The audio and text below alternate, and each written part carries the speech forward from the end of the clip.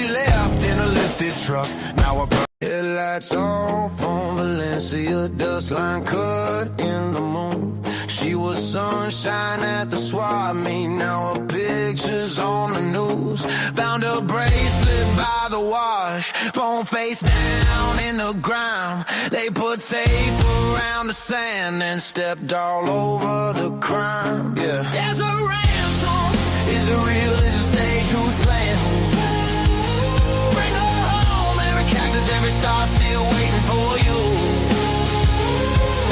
Still talking big like he's 10 feet tall, but he's chasing his tail, letting hours fall in this weird situation. Two suns praying you break through. Masked man on the camera, hat brim, low black bandana. Note on the door said cash or regret, but the ink don't match the grammar. Sheriff on the screen, chin raised, saying we got this under control, but he cracked the scene like a nig. Let the footprints lose their soul. There's a ransom. Is it real? Is it stage? Who's playing who? Bring her home. Every cactus, every star still waiting for you.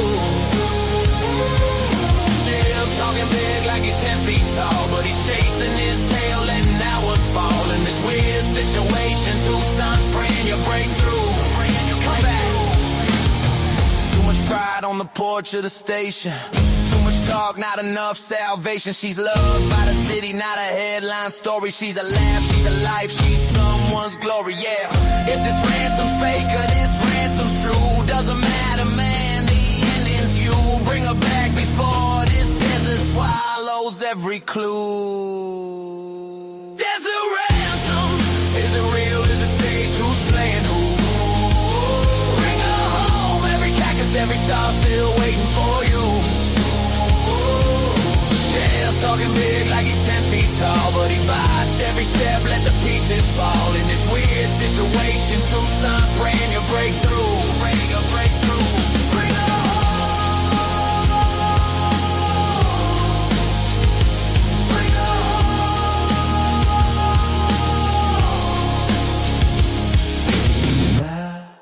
Headlights off on Valencia, dust line cut in the moon. She was sunshine at the swap.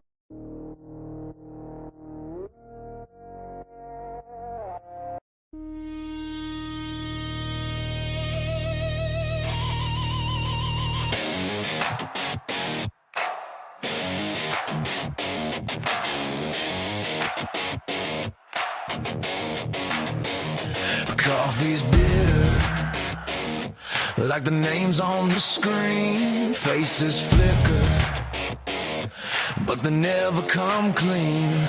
Every headline feels like one more scam. Whole damn system built on sleight of hand. We've been patient, boiling over, tired eyes, late nights, fighting sober. Every story points the same way. Every road sign says somebody pays. True Crime Cafe, we're seeking truth. Day goes, want answers, we're coming for you. Crooked as hell and you laugh in our face. Darkness covered crimes, we light up this place. All we want is justice, that's the only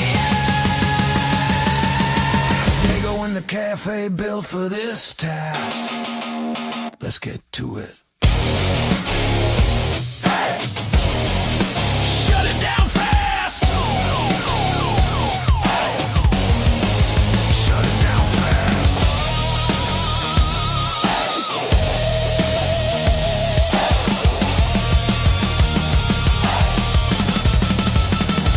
Backroom whispers, paper trails gone cold. Kids grow older, carrying what they're told. Questions piling like cups in the sink. Every dirty deed closer than you think. Dishonest and backwards, twist every word, but we've got the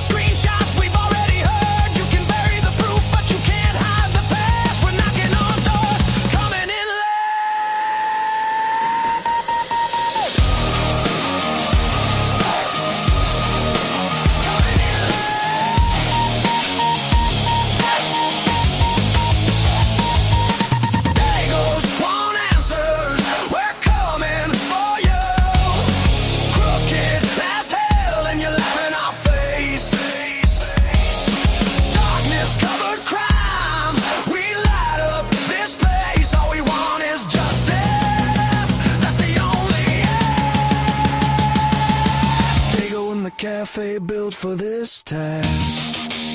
Let's get to it.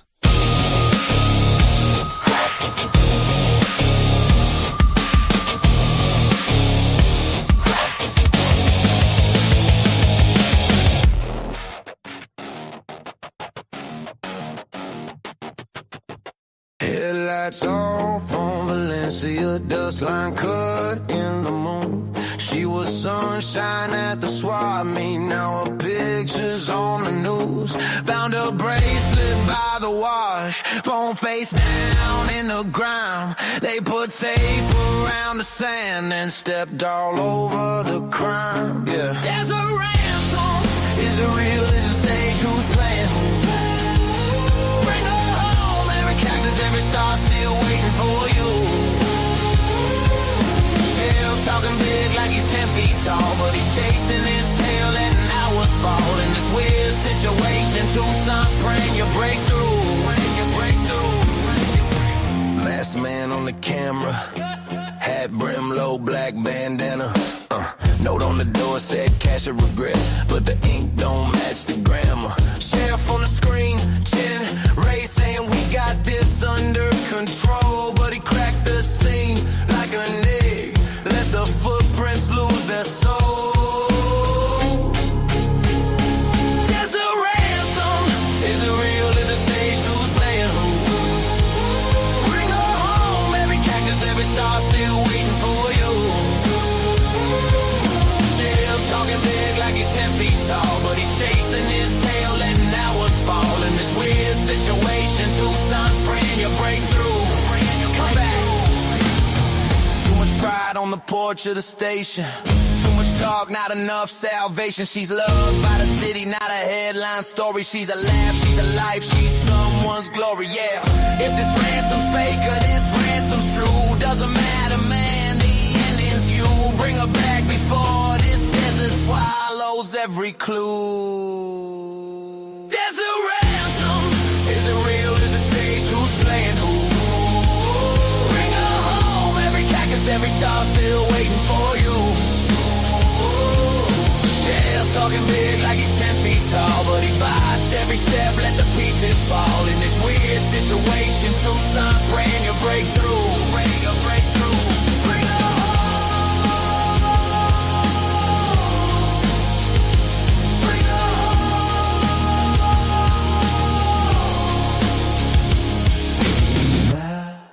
Headlights off on Valencia, dust line cut in the moon. Hey, I said some motherfucking try! It's UK53 Maine! Ooh, crow! Crow! Hey!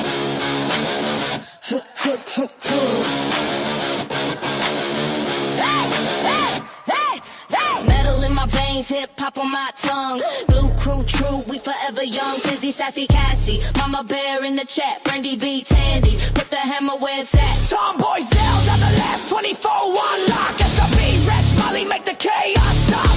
Drake with the wisdom speaks, typically unique. Moonlit, baby road, keeps the wolves on a leash, yeah. Blue crew, true crew, they moderating the mess. Keeping it in line, cleaning up your stress. Trolls beware, they don't ever care now. Running this, making all the way. Day after day, do it their way. Day after day, they do it their way. Day after day, mean it their way. Day after day, they do it their way.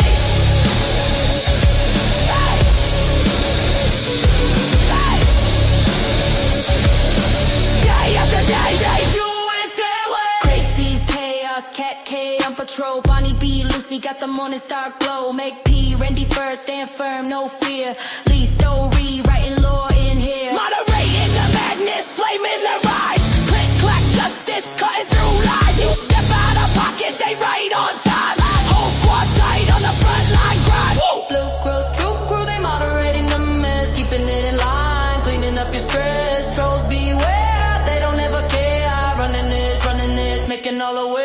Day after day, they do it their way. Day after day, they do it their way. Day after day, they do it their way. Day after day, they do it their way.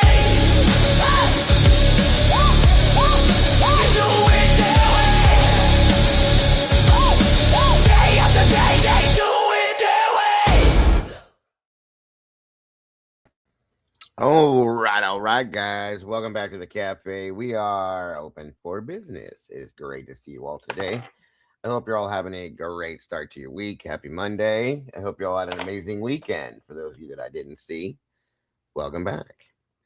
Again, we are jumping right into the Nancy Guthrie case, the abduction, and all the weird.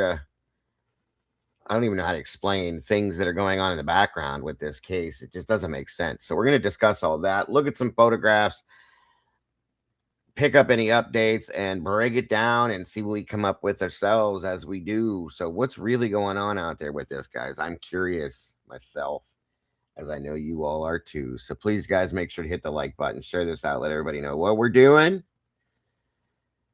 Grab a big cup of whatever it's going to be, grab a seat. Let's do this thing.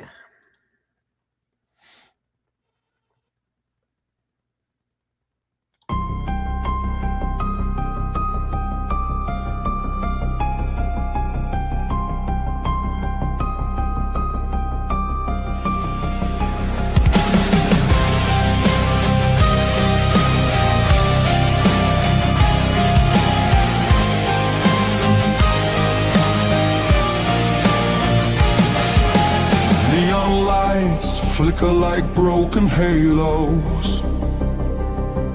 Whispers gather in the smoke-filled air. Tables carved with secrets and shadows. Every story's a wound laid bare. The kettle's boiling with a restless rage. Justice written on an unseen page. I sip the silence, bitter taste, waiting for the ghosts to show their face. At the True Crime Cafe, we serve up the pain they try to hide away. Pour another cup of the truth you crave. Raise your glass to the names they betray.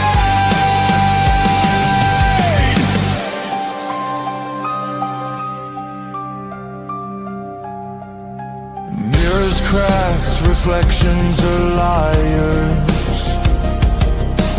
Ashes fall where the guilty once stood.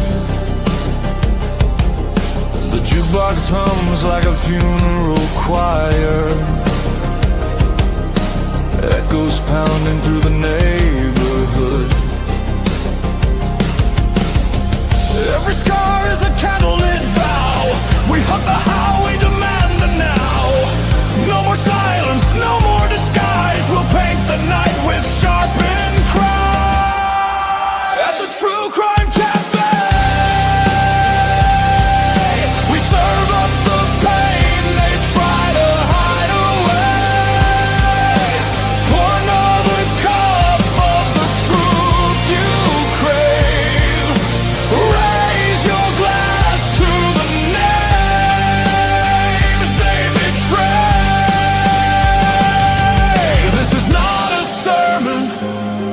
It's a battlefield hymn, a requiem dripping from the bottle's rim. The guilty write stories in invisible ink, but we'll drag it all up from the edge of the brave.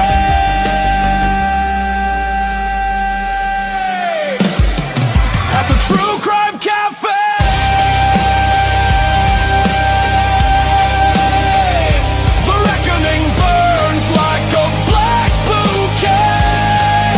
shadow will pay.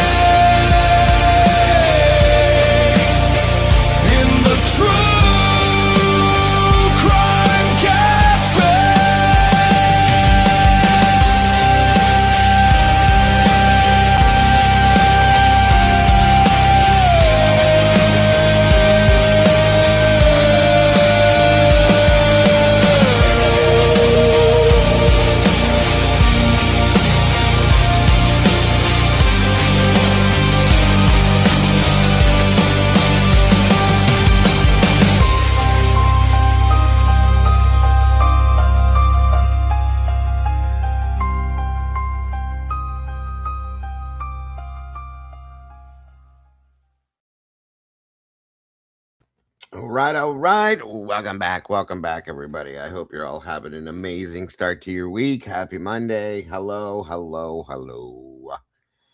And again, we are back here discussing Nancy Guthrie situation. I've seen a lot of you guys over at Typically Unique with Miss Kim. Awesome seeing you guys over there supporting her. She does an amazing job over there, guys. So please make sure if you have not yet done that, please go over and subscribe to her channel if you will, please, and thank you. I do appreciate that, as I know she does. She does such great stuff over there, guys. Truly and honestly. Makes me think often, truly, about certain things. So please make sure to subscribe and support. Please. There is her link right there. Come on in, grab a seat.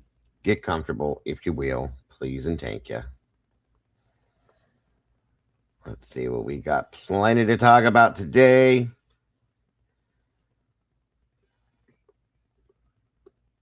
For sure. Plenty.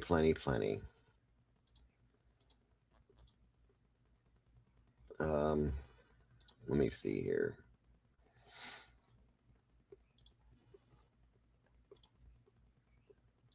Okay. Got a couple things. I want to show you. One thing that my videographer Molly put together that was really interesting to me. Plus, we could even discuss something that Kim was talking about over there that really opened my eyes to something I wasn't even thinking about. Plenty to talk about with this case because they still have not found Nancy Guthrie, which is very sad to me. This is like 16, 17 days into this, like beyond two. This is ridiculous, folks. It's gone on for way too long. Way too long. Come on in, guys. Let's see who we got joining us already today so far. Speaking of Typically Unique, Miss Kim's in the house there. Ro, good to see you. Sleuther75, welcome back. Wonderful to see you. Kimmy Harbaugh, you as well. Let's see. Teresa, welcome. Good to see you today. Truth Nation Uncensored in the house. Willie, what's up, brother? Good to see you. Ice Empress is in the house today. Good to see you. Judy Covington, welcome back. Jen 7S, always happy to see you, Jen. Thank you for joining us today. Looks like Sleuther was dancing around in here earlier. Good to see. Italian Girl, Row 76, welcome. And welcome to the sauce, by the way. That's awesome. We got our first meatball jumping in the sauce with us today. By the way, I did throw a poll up for you guys right as we started. So make sure you vote on that. I'm very curious what you guys think on that. Summer Thunder, welcome back to you. Great to see you today. Miss Becca, you as well. Happy President's Day, I guess, too, by the way. I didn't even realize that until I seen somebody mention it. CZ's in the house. Thanks to President's Day. Lisa Winchester, welcome back to you. Cat K, always happy to have you here. Thank you to the entire Blue Crew for joining us today. For those of you that are here, I appreciate you all so very much, as well as my executive producer, the last 24, Mikey, and my videographer, Miss Molly. Thank you so much for everything you do for me here. I definitely appreciate you. Nomad Scavenger, good to see you today. Thank you for joining us. It looks like Brian Rambles was in here. Good to see you, Bri Guy.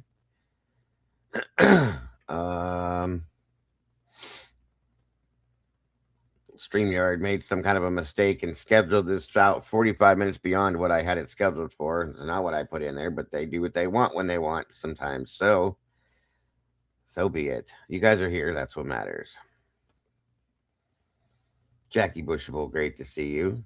Speaking of, there's our Molly right there. Good golly almighty, Molly. Molly's in the house. Lizzie Turtleballs, good to see you. Thank you for joining us. Lizzie Turtleballs, I love your name. Skill is in the house. Welcome. She Devil, great to see you. Thank you for joining us. All right.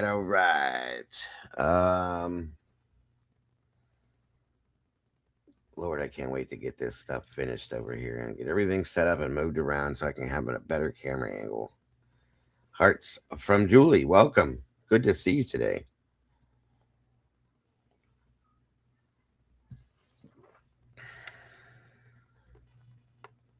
I've seen that, Lizzie. I love that. That's awesome. Turtles and meatballs. Hey, hey, turtle balls. I love it. I hope you guys are here for it. We're digging into the Nancy Guthrie case again today. There's so much to talk about with it. Let's see where we're at on this poll.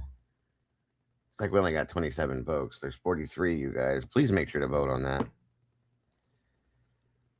Malakas. Ticanis Malakas. Yes. And there she is, SRBBB. Chihuahuas in Crime. Great to see you. Thank you for joining us today. Thank you, Molly.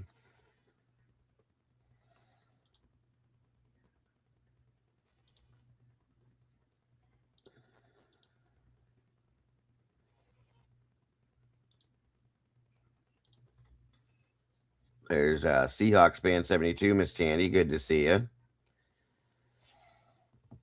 So do I, Sleuther. So do I. I want to know what that means. I truly do.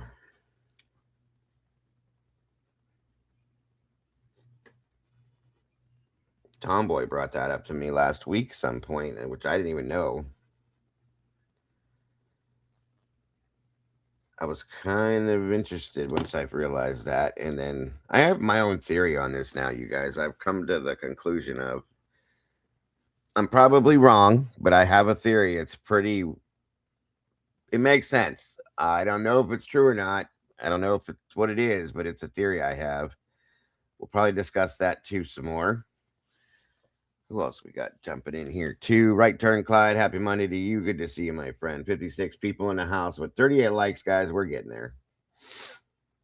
Make sure you share this out if you will, please, and thank you. And hit that like button on your way through the door if you will. YouTube loves it. And guys, make sure if you don't mind, if you have a minute or two before, during, and after, to leave a little comment. I love to read those. I do read them all, and I do try to respond to as many as I can.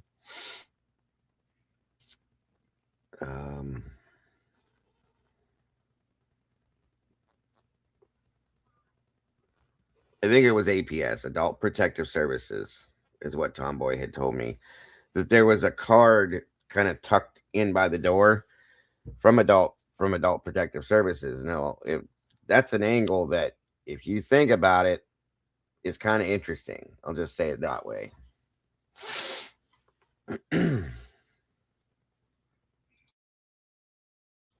FB the cook in the house. What's up, brother? Good to see you. Good to have you here. Thank you for joining us. I hope you're a brother. I took that as that you were, but 56 people, 43 likes. It's climbing. We are getting there. You guys are awesome. Yeah, CPS is for kids. APS, Adult Protective Services, is more for seniors. Typically, as well, you'll see them involved with seniors that are being abused. They get involved a lot in like nursing home situations, or people that are taking care of their family, their relatives, loved ones that are retired or seniors. And there's a lot of abuse that goes on, and APS has to get involved. Or if people are at the point where they can't really take care of themselves anymore, things happen and they get them, so somebody calls or makes a complaint or something, then that's when APS will get involved in the situations. So I've been on a few of those scenes where we've had to help transport and stuff like that. Doc Terry, great to see you. Always happy to see you guys in here. Hemi's in the house. Good to see you, buddy. Beach Babe, welcome back to you.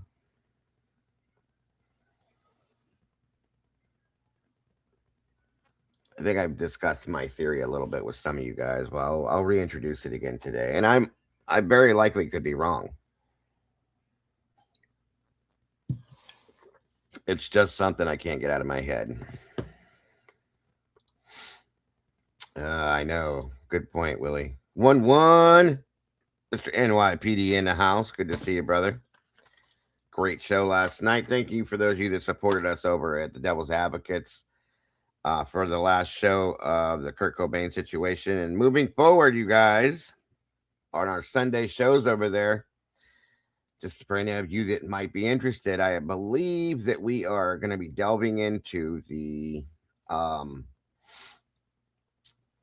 what happened to Princess Diana, folks. That's going to be the next case that we cover. I'm pretty sure Don't quote me. I have to make sure I'm right, but I'm pretty sure that we are delving into every Sunday over at Devil's Advocates. We do one show that's separate from everything else, one topic, one case, and everybody knows that Princess Diana passed away years ago very horribly in a car accident.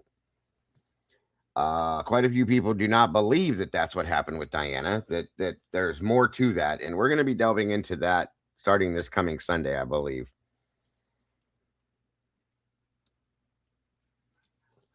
I truly can't wait for that one, guys. I've followed that for a long time. I've had questions about that for a long time. So that's the next case we're covering on Sundays over there. I'm looking forward to that for sure. Yes, say hello to 1-1, our favorite police officer. That's right. Okay, so I am right. I was making sure I wasn't messing, forgetting something. So yeah, 1-1. It says Princess Diana is next. There's definitely more to that situation than her just an accident, you guys. For those of you that have never followed that, I do believe truly and honestly there's more to what happened with Diana. So we're going to be doing that next Sunday. And we got so much coming up, guys. Tomorrow, I'm going to be joined, I think it's 2 p.m. Eastern Standard Time by the custody queens. We're going to be delving into the situation going on with the Idaho 4 situation, the WSU lawsuit that's happening, all that kind of stuff. We're going to be jumping into that. And then this coming Saturday, we're going to have our second only show of the Verdict Room Unfiltered, where we are joined by typically unique Logan from Bronx Tales, True Crime, The Last 24, our producer here. And our special guest this coming week is going to be Audrey from Glitch DNA. We're going to be talking about those types of topics this coming Saturday evening, 6 p.m. Eastern Standard Time. So I hope you guys are all ready for all this, guys, because there's so much fun stuff coming. I shouldn't say fun, but it is a lot of fun in some aspects, but so much interesting stuff for us to be breaking down throughout the week, all the way through the end of the week, coming and ending out with Sunday, where we're going to be, like I said, we're going to start covering what truly happened with Princess Diana, guys. So I'm really looking forward to that. Saturday's show, the Verdict Room Unfiltered here at the cafe. And tomorrow, again, the custody queens joining us here at 2 p.m. Eastern Standard Time to break down, in their opinions, the WSU lawsuit and how it affects the Idaho 4 case, guys. So busy week. Looking so forward to it. And of course, don't forget, guys, every night, 9 p.m. Eastern Standard Time, you can join us, myself, 1-1, Miss Robin, Logan from Bronx Tales, and Lee over at the Devil's Advocates for Crimes After Dark. Always something to do here on YouTube, folks, in this corner of the world. That's right. FB has a good point. It's fun because we all want the same things. Jen says there's weird things with Diana, too. In regards to Kurt, I sent you info for anyone who is interested in writing SPD.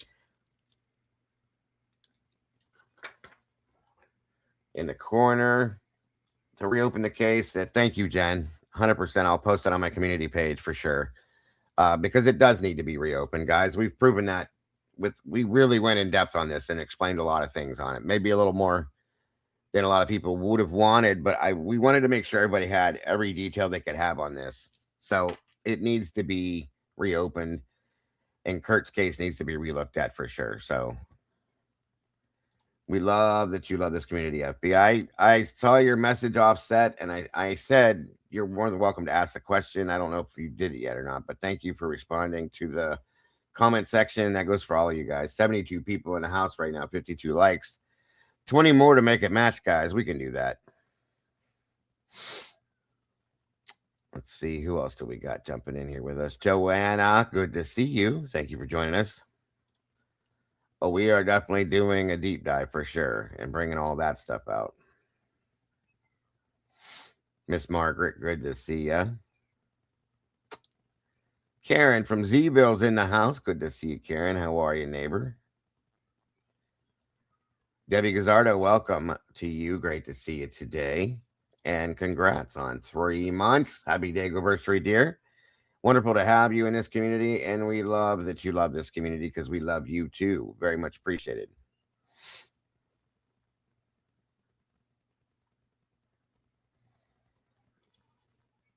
Come on down. Oh, I know. Miss Molly, my videographer, she's related to Princess Diana, guys. I don't know if you guys knew that. Obviously not, because I just told you.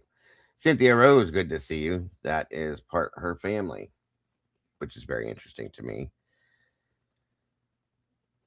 Guys, make sure that you guys are subscribed, by the way, to these awesome creators' channels. Bronx Tales True Crime with Miss Logan. You're missing out if you're not. You truly are. And of course, the last 24 with our producer here, Mikey Mike, on the mic, my brother and yours. And of course, Devil's Advocates. Please and thank you. Make sure you guys subscribe to these channels because I'm telling you, you're missing out if you don't. You are missing out if you don't. Megastar Meg's in the house. Good to see you, Meg. Thank you for being here. And again, Miss Kim's channel, typically unique, guys. Once again, welcome, Pamela Smith. Good to see you today. 82 peeps in the house, 56 likes. We are climbing that tree for sure. Mamo's thinking, welcome to you. Good to see you. I hope we did 1-1. I truly, honestly hope we did do Kurt some justice. And if people do start looking at this, maybe that'll help to push to get them to reopen this case because it truly needs to be relooked at. In my honest and true opinion, Kurt Cobain did not take his own life. He was murdered, and he needs justice in that aspect. So does his family. His daughter most definitely deserves justice in that for the loss of her father and the relationship she could have had with him. It's very sad to me. How come I can't send memberships today? Is it? No, there should be no limit whatsoever. You might have to go out and come back in, Sleuther. Sometimes YouTube's weird with that. Stitches, good to see you. Let me check and make sure. Sometimes I do get these emails, sometimes I don't. I get a lot of them.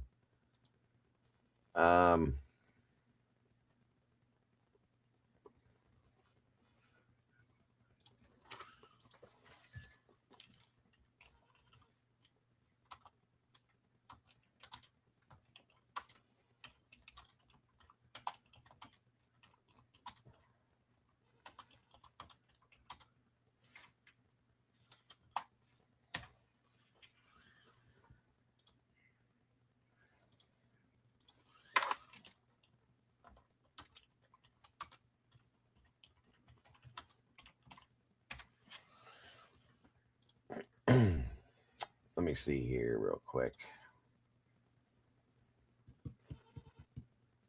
I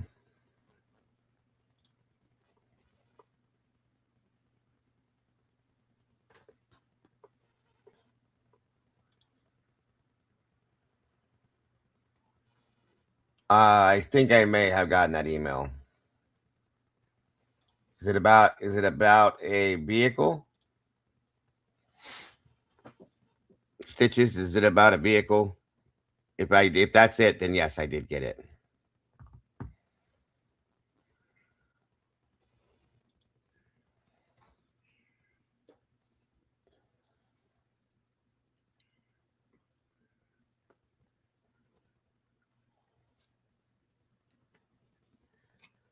It should be working, Sleuther.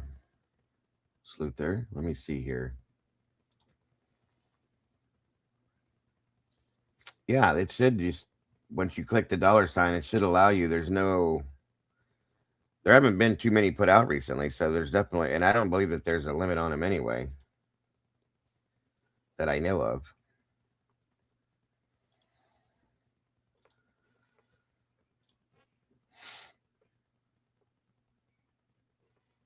Yeah, it might. Oh, the phone, if you have a specific type of phone, sometimes it doesn't work. Okay, thank you, Jen. I see that, hon.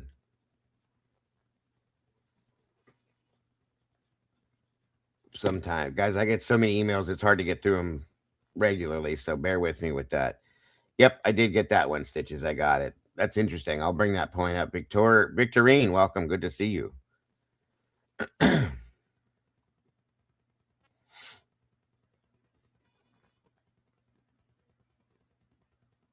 Uh-oh. Mama Bear's doppelganger, huh? Well, that's interesting. She definitely doesn't work for LabCorp, so that's got to be her. Definitely her doppelganger.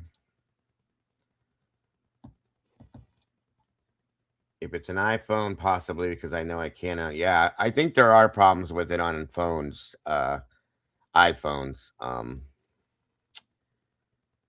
Sluther, I apologize. YouTube has not conquered that yet for some reason. I don't know why. It's kind of ridiculous, you'd think, because most everybody has iPhones now. And we're going to talk about that too, Stitches, because that's already been a statement that's been made that it's not a burglary gone wrong, that statement is not true. I think the sheriff put that out.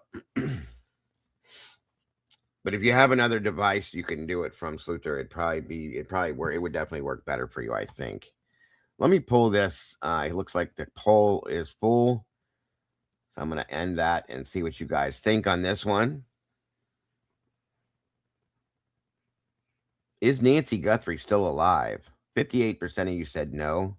28% said I don't know. And 14 said yes. So sadly and unfortunately, I think a lot of people have the same feeling as I do that she may not be with us any longer. And that's very sad to me.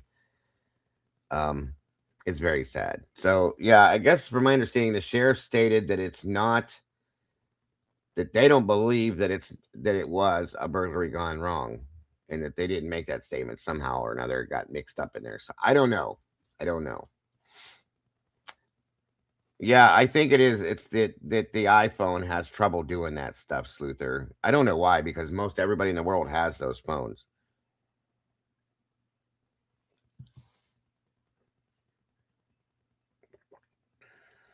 I can't figure out how to change it. Because when I first started the channel, I added all that stuff in there, but it just doesn't it doesn't work for my channel for some reason. We've been messing with it for years, like 4 years, trying to make it work. And at some point I'll figure something out with it, I hope. My apologies though. I'm so sorry. Because it does work for some channels on the iPhone, but this one and a couple others I know of, it doesn't. Unfortunately, it's weird. It's very weird. Oh, she figured something out. Boom. Thank you so much. Sluther just dropped 10 memberships, guys. That gives us 10, 11 new meatballs already today. It looks like Beach Babe, Lizzie Turtle Balls, Hemisphere, Anne Marie, Toe Tag. That's a wild name. Jules Love 27, KGB 206, In the Dax, Graham Wilson, and Alf 287 all received new memberships to jump in the sauce with us, so you guys can help us spill that sauce every day. Thank you so much, Sluther. You're an angel. God bless. So very, very graceful and gracious of you, and generous. I'm so sorry for the wrong word, but thank you for all that. You guys are amazing. But that's amazing of you, Sluther. Truly and honestly, thank you so much from my heart and soul. I appreciate that. 11 new meatballs in the sauce with us already, guys. And we've only been here for 30 minutes. That is awesome. Pretty much Finland, welcome. Good to see you, and happy Monday to you. Welcome all the new meatballs. K-Dips, good to see you today. Yes, please do. Make sure you thank Sluther for that. She's so awesome. Very generous always. Oh. By the way, I got a message through my phone, and I'm not 100%. I don't know where it came from, but I think that I'm going to be receiving a new chair based on the message I got. And I won't have to lean like this anymore. So whoever did that, if that's true, thank you from the depths of my soul. That's amazing. That is amazing, and God bless. Now you're a real turtle ball. That's right, Lizzie. That is right. God bless. All right. 86 peeps in the house, guys. 68 likes. Let's flip that number around, make a match. Let's get this thing moving.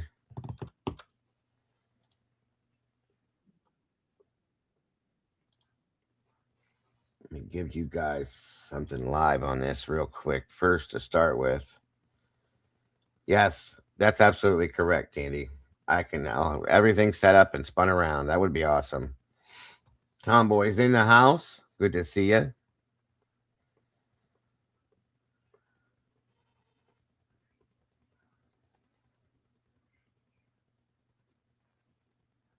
All right.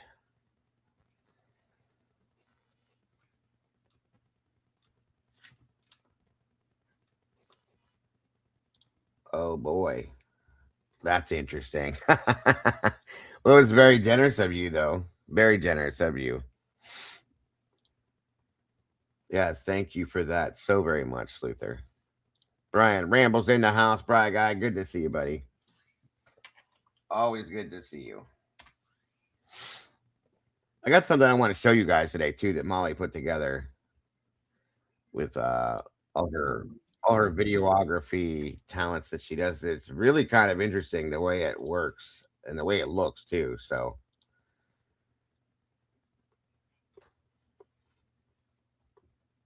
no, nobody can control who gets them. YouTube just picks at random, unfortunately. So I wish we did have the ability to do that. 96 peeps in the house, guys. Hit that like button on your way through the door and share this out if you will, please.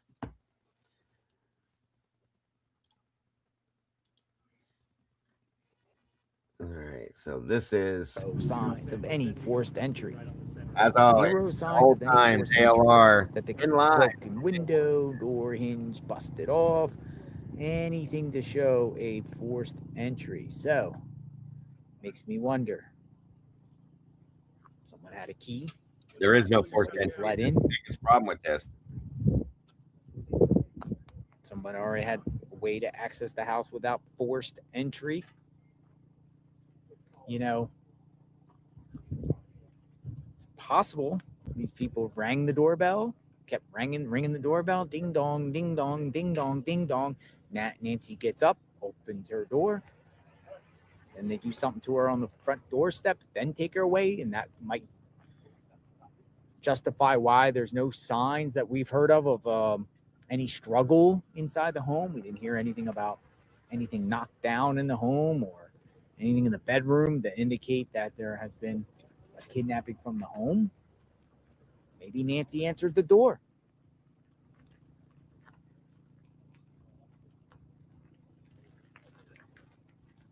Would you?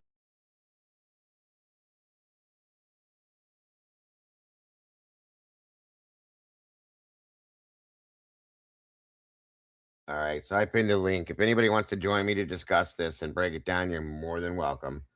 It is pinned at the top of the chat there. So again, that was JLR live at the scene. He's been there nonstop from day one, reporting anything he can. So we've had a lot of people talk about. What's up, buddy? How are you? Good, how are you? I'm doing good. I'm doing good. It's good to see You you. look good. Thank you. Thank you. I appreciate that. No homo. You know what I mean? I know, of course. I get it. I get So it. what you think, man? Like I did a little thing last night, you know, just kind of asking how the hell they got DNA from the garbage so quick. But here it's like, oh, we got DNA, but we're waiting. Like, how it normally goes, which tells me that they had to have already had Brian's DNA. So that dumpster diving shit is horse shit, in my opinion. Right? Yeah, I never believed that anyway, but yeah, it makes sense. Because if they're using all the resources, right, that the FBI has and yada yada yada, and this obviously it's on every single news channel, every segment, I'm sure they can use anything they want to catch this person, but right, we still don't have anybody. Like, what's going on? No, and that's a good question. Like SRB said, it's weird how those two things work out so much Mhm. different in two separate situations, but it's the same thing in that aspect. It's weird. Yeah.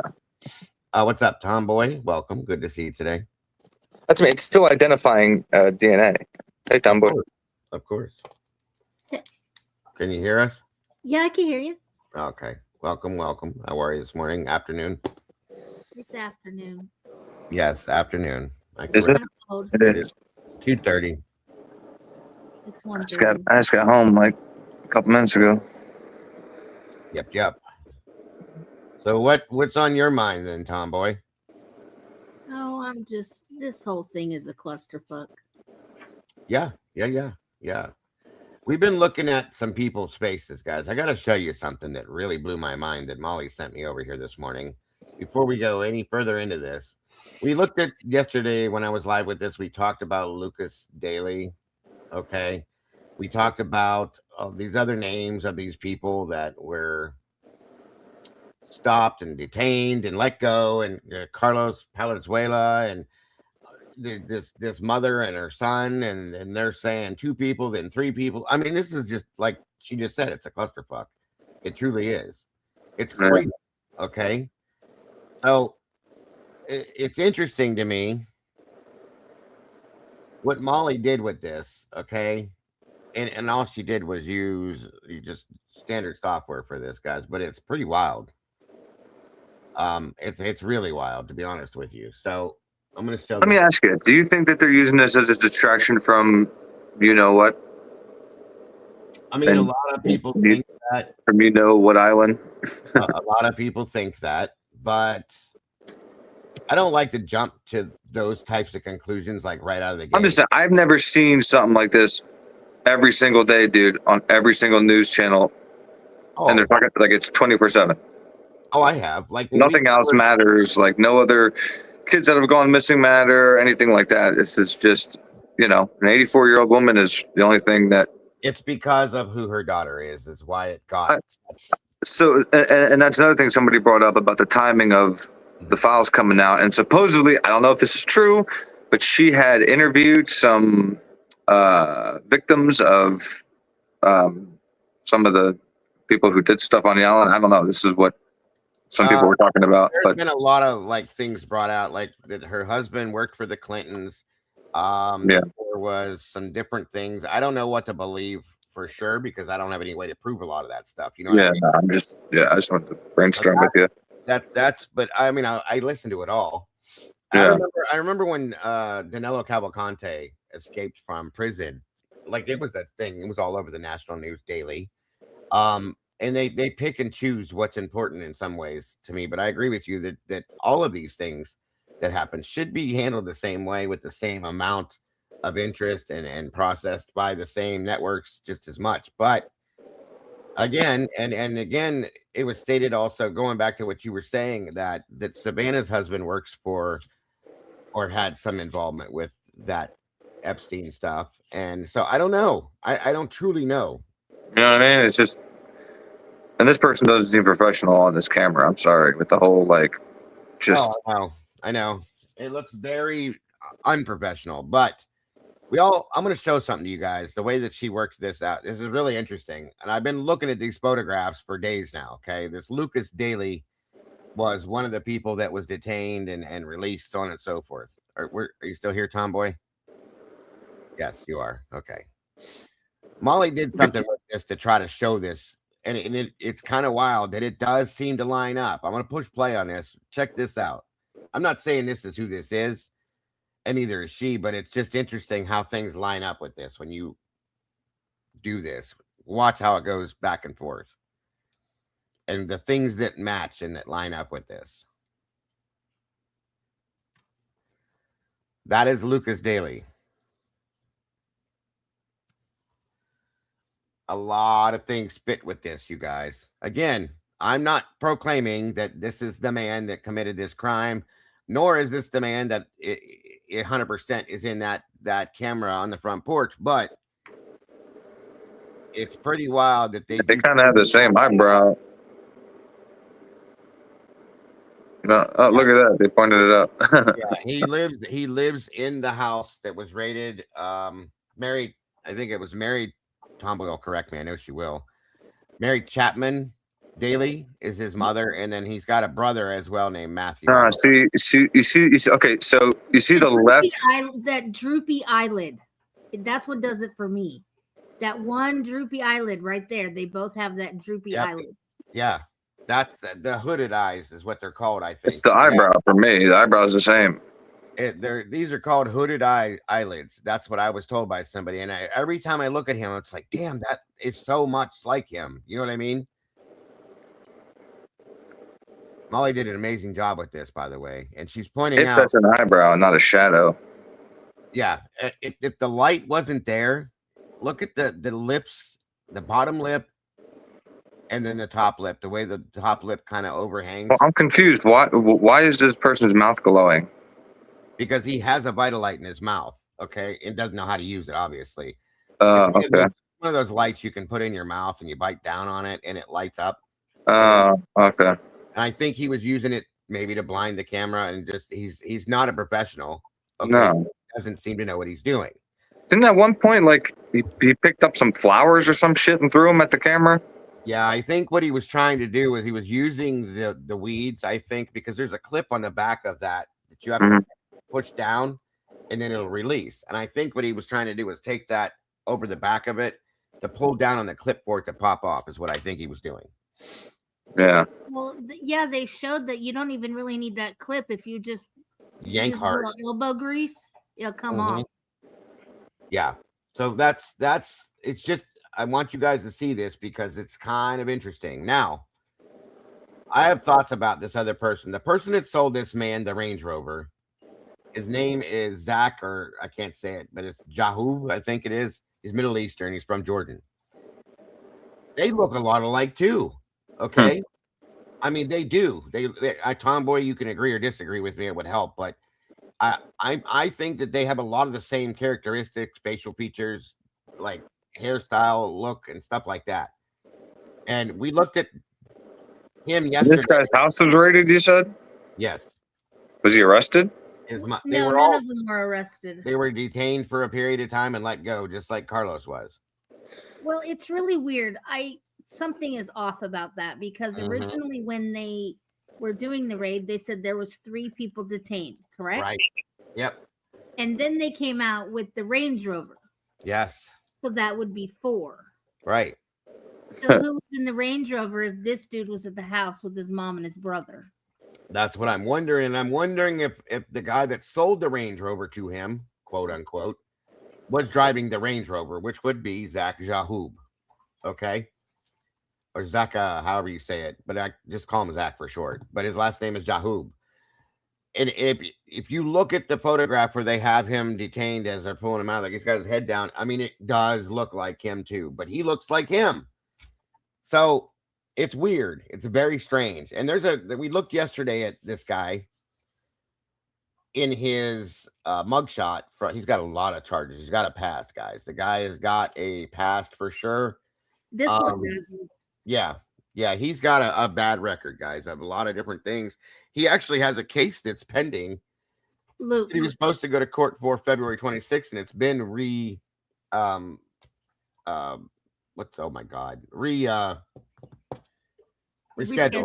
I can't think today. I'm sorry. Rescheduled for May. Okay. And it's pretty heavy drug charge. Him and a girl that he had in the vehicle with him got pulled over, and that's what and so it makes you wonder, like, was he trying to get the hell out of there? If he was trying to avoid going to prison because he knew he was going to, because he got previous drug charges. And maybe he was, this is just a theory, but maybe he was trying to do something to make some money to get the hell out of the country, just so he avoids the charges in the jail time or something. I don't know, guys. It's just a thought. But welcome, Dylan. Good to see you, buddy. DNA has not been ran through any database yet. They're waiting for. Right. And why? Why are they taking so long with this? If we have this woman missing for 16 days, guys, 2 weeks and 2 days, okay? What's the delay here? It doesn't make sense. Which again, with Willie's statement he brought when he came up here. How did they have DNA on Brian Koberger so fast, but they can't get DNA on this? They're waiting on something. It doesn't make sense. This Lucas guy, I might be in the database. I don't know, and I don't know about another guy either. If he has, I don't know. He's got to be in the database, Tomboy, because of all his charges. They have to have him in the system. Aren't they building trees? Yeah, well, come on. It's a different situation, but still. Or shit. It's still, they should still DNA is DNA, man. Well, yeah, but that covering up of the Range Rover, I don't get that. That blows my mind. When they pulled this car over, they opened the hatch on it and they held up a yellow shower curtain to block something they were doing in the back. But you see how easy it is that they can detain somebody and then let them go? But yeah, they do it all the time. Yeah, but yet, for some reason, they had to make Brian stick. Well, where in this case, they're showing, we'll do a whole ass raid and arrest everybody and then let them go. Thank you very much, Ro. They trashed his house, mind you, for no reason. It wasn't. One needs to explain to me why they would have blocked that Range Rover. Well, in my situations, when I've been on different scenes, when they do stuff like that, it's either because there's a body in the back, or they're hiding, a body from the media, or something that's very controversial that they don't want the media to be put on there, or they're trying to hide that's part of an investigation to keep the integrity of the case locked down. But I'm just saying, it's weird. It is very weird. And Mr. Girl's got a good point. Maybe they did it just because they didn't know what they were going to find. That's a good point. You could look right in the windows and see what was in there. I mean, I agree with that too, but I mean, it could just be that they weren't sure what they were going to end up opening or pulling out. Maybe, I don't know. It doesn't make any sense unless they're, like I said, if there's no body back there, what are you hiding from the media? You know what I mean? Just saying. Yes, honey, you are correct. There are some real familiar similarities. So JLR's got somebody live with him right now. He's talking to about that situation right now. So let's see what he's saying real fast before we get forward in this. Over, right? And they let him go. Okay, well, looking up Luke Daly, he was arrested in 2025 with a Kayla Day. Kayla, that guy's neck. Who's Kayla Day? Guess what? She's related to the Guthries. Whoa. That's breaking news. I don't know anything. I have to vet this, folks. I'm only going by what he's saying. How about take my word for it? Criminal Network. If I'm lying, you guys could bash me later. Okay? Kayla Day. So he just said that the girl that was pulled over with Daly in the car for the trial, the charges I just told you about, that she's related to the Guthries. I don't know who this guy is. Okay. I don't know if he's right or wrong, but if that's true, that's interesting. That there's a connection right there. Dago, remember we talked about, I had wondered if somebody was getting something delivered to her house that she was unaware of. Yeah, and here, okay, let me go into something too with you guys. I'm not gonna lie, bro. I don't trust the family 100%. I understand. Most people don't. Only because of the verbiage, of some of the verbiage that her daughter said. And then I'm just trying to think, like, if you are planning a kidnapping for a ransom, because that's what they're saying this was, right? Initially, yeah. How are you, like, I don't mean to be vulgar, right? But, like, wouldn't you plan something where people are more prone to pay for, like, their child? Because, like, let me tell you something, dude. If I only had $6 million and it was $6 million not account or your child, that $6 million was going in, right? But you got to be able to get to them, though. That's the thing. No, I completely understand. It's just weird in this case, like, just the fact that they took her and then there's blood on the porch, which tells me that she was wounded. Yeah. Right. And then she doesn't. And then I know people say that, that they took her meds, but did they take all the meds that she needs? And then what happens when she runs out? Right. Of course. Do they go to the pharmacy and get a refill? Like, Well, I don't think so, because I'm just saying, the professionalism of what that guy showed. If this person is the only one involved, I'm sure there's maybe a couple people involved. It just seemed like it wasn't too thought out, and to keep somebody alive for how long did you say now this has been going? 16 days, I think. Is that right, Tomboy? Yeah, 16 days. That's a long time to keep somebody alive, man. It is, especially somebody that has quite a few days. She's got a pacemaker. She's got a lot of like medical issues. Oh, shit. 84 years old. Yeah, so there you go. I don't think it is the immediate family, like the daughter, the son-in-law. No, I'm just talking about motive. No, I'm just talking about like, you know. I'm going to get to that right here in a second. Welcome, Buffalo. Because it was a ransom date and sorry, go ahead. I think it is somebody who was familiar with her now and knew who her daughter was. So with that, let me explain something here. I explained some of this the other day to you guys, but I'm going to do it again. And it almost makes me wonder if what this guy just said plays into what I'm about to tell you. Now, Nancy Guthrie, as we know, I just explained, is 84 years old. She's got a pacemaker, which means she's got heart issues. She's got other medical problems. She's 84 years old. She can barely walk. Savannah said she's always in pain, blah, blah, blah, so on and so forth. Most people, Savannah works in New York. She's a celebrity. She's always working, doing something, traveling, whatever. Annie and Tommaso live a mile or 2 miles away from her. They both work. Tommaso's a school teacher and Annie is a professor, I believe. I might have that backwards, but either way, they work full time too. Who takes care of Nancy? Okay. Nancy can take care of some things, but not everything. So in my opinion, we've talked about this. We talked about this the other day. That would mean that there should be or could be a caregiver that takes care of Nancy throughout the week when people are working. And with the money that the family has, it's very easy to pay for somebody to show up from an agency or something. Well, did they divulge any kind of life insurance or no? I don't know. Let me finish this first, but I don't know if I heard that about insurance, but that would be an interesting point. But the fact that she's 84, she's alone a lot. Everybody works. Savannah can't get to her on a regular, whether they're close or not, because of what she does. There's got to be, and I almost guarantee you, there's got to be a caregiver. Okay, somebody to check in on Annie. I don't care if it's throughout the day, at night, and sometimes they spend the night too because of making sure she's taking her medications, she's showering, helping cook food, doing laundry, just being a companion, so on and so forth. Okay, so my thought is there's got to be a caregiver that's helping her in this situation. So who's that caregiver? They've never mentioned this, and correct me if I'm wrong, Tomboy, but have you heard them mention anywhere that there is a caregiver that takes care of Nancy?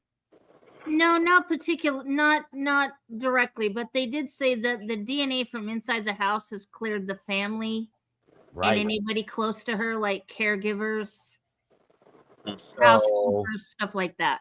They can always hire somebody.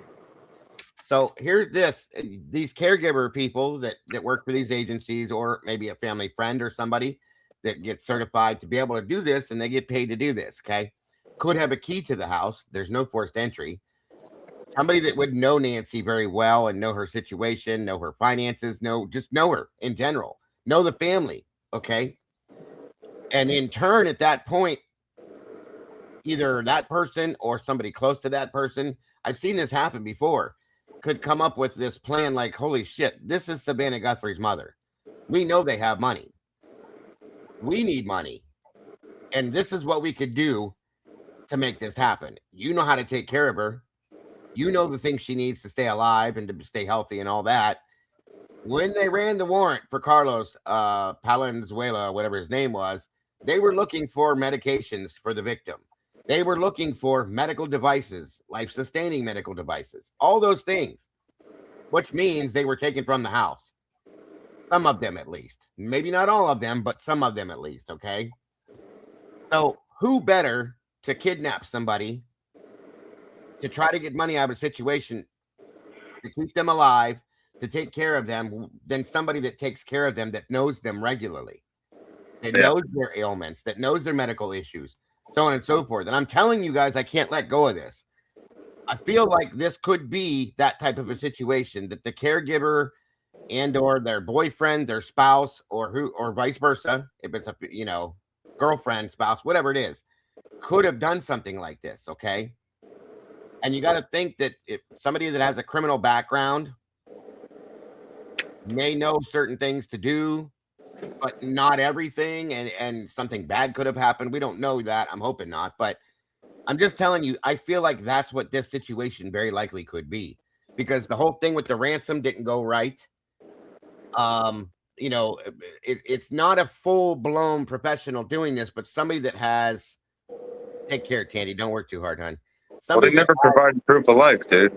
They didn't provide anything, which makes me wonder, did something happen? They can't provide proof of life, but they still want to drag this out to get their money somehow and get the hell out of Dodge, and then say, okay, she's here. Well, it started to make me wonder about the bullshit going on with Harvey Levin over at TMZ, where he keeps getting, which we're going to get into that in a minute, because he got another one. Okay. These emails talking about, I know who this is. And they're saying, like, I don't want me to go down for this. They're going to arrest me, blah, blah, blah. So I need this money and that money. It's like somebody's dragging this out, trying to get this money somehow. But they may have foiled the first part of this with the ransom bullshit, okay? And now they're still trying to get this money so they can take off and go into hiding or whatever. But they need money to do that.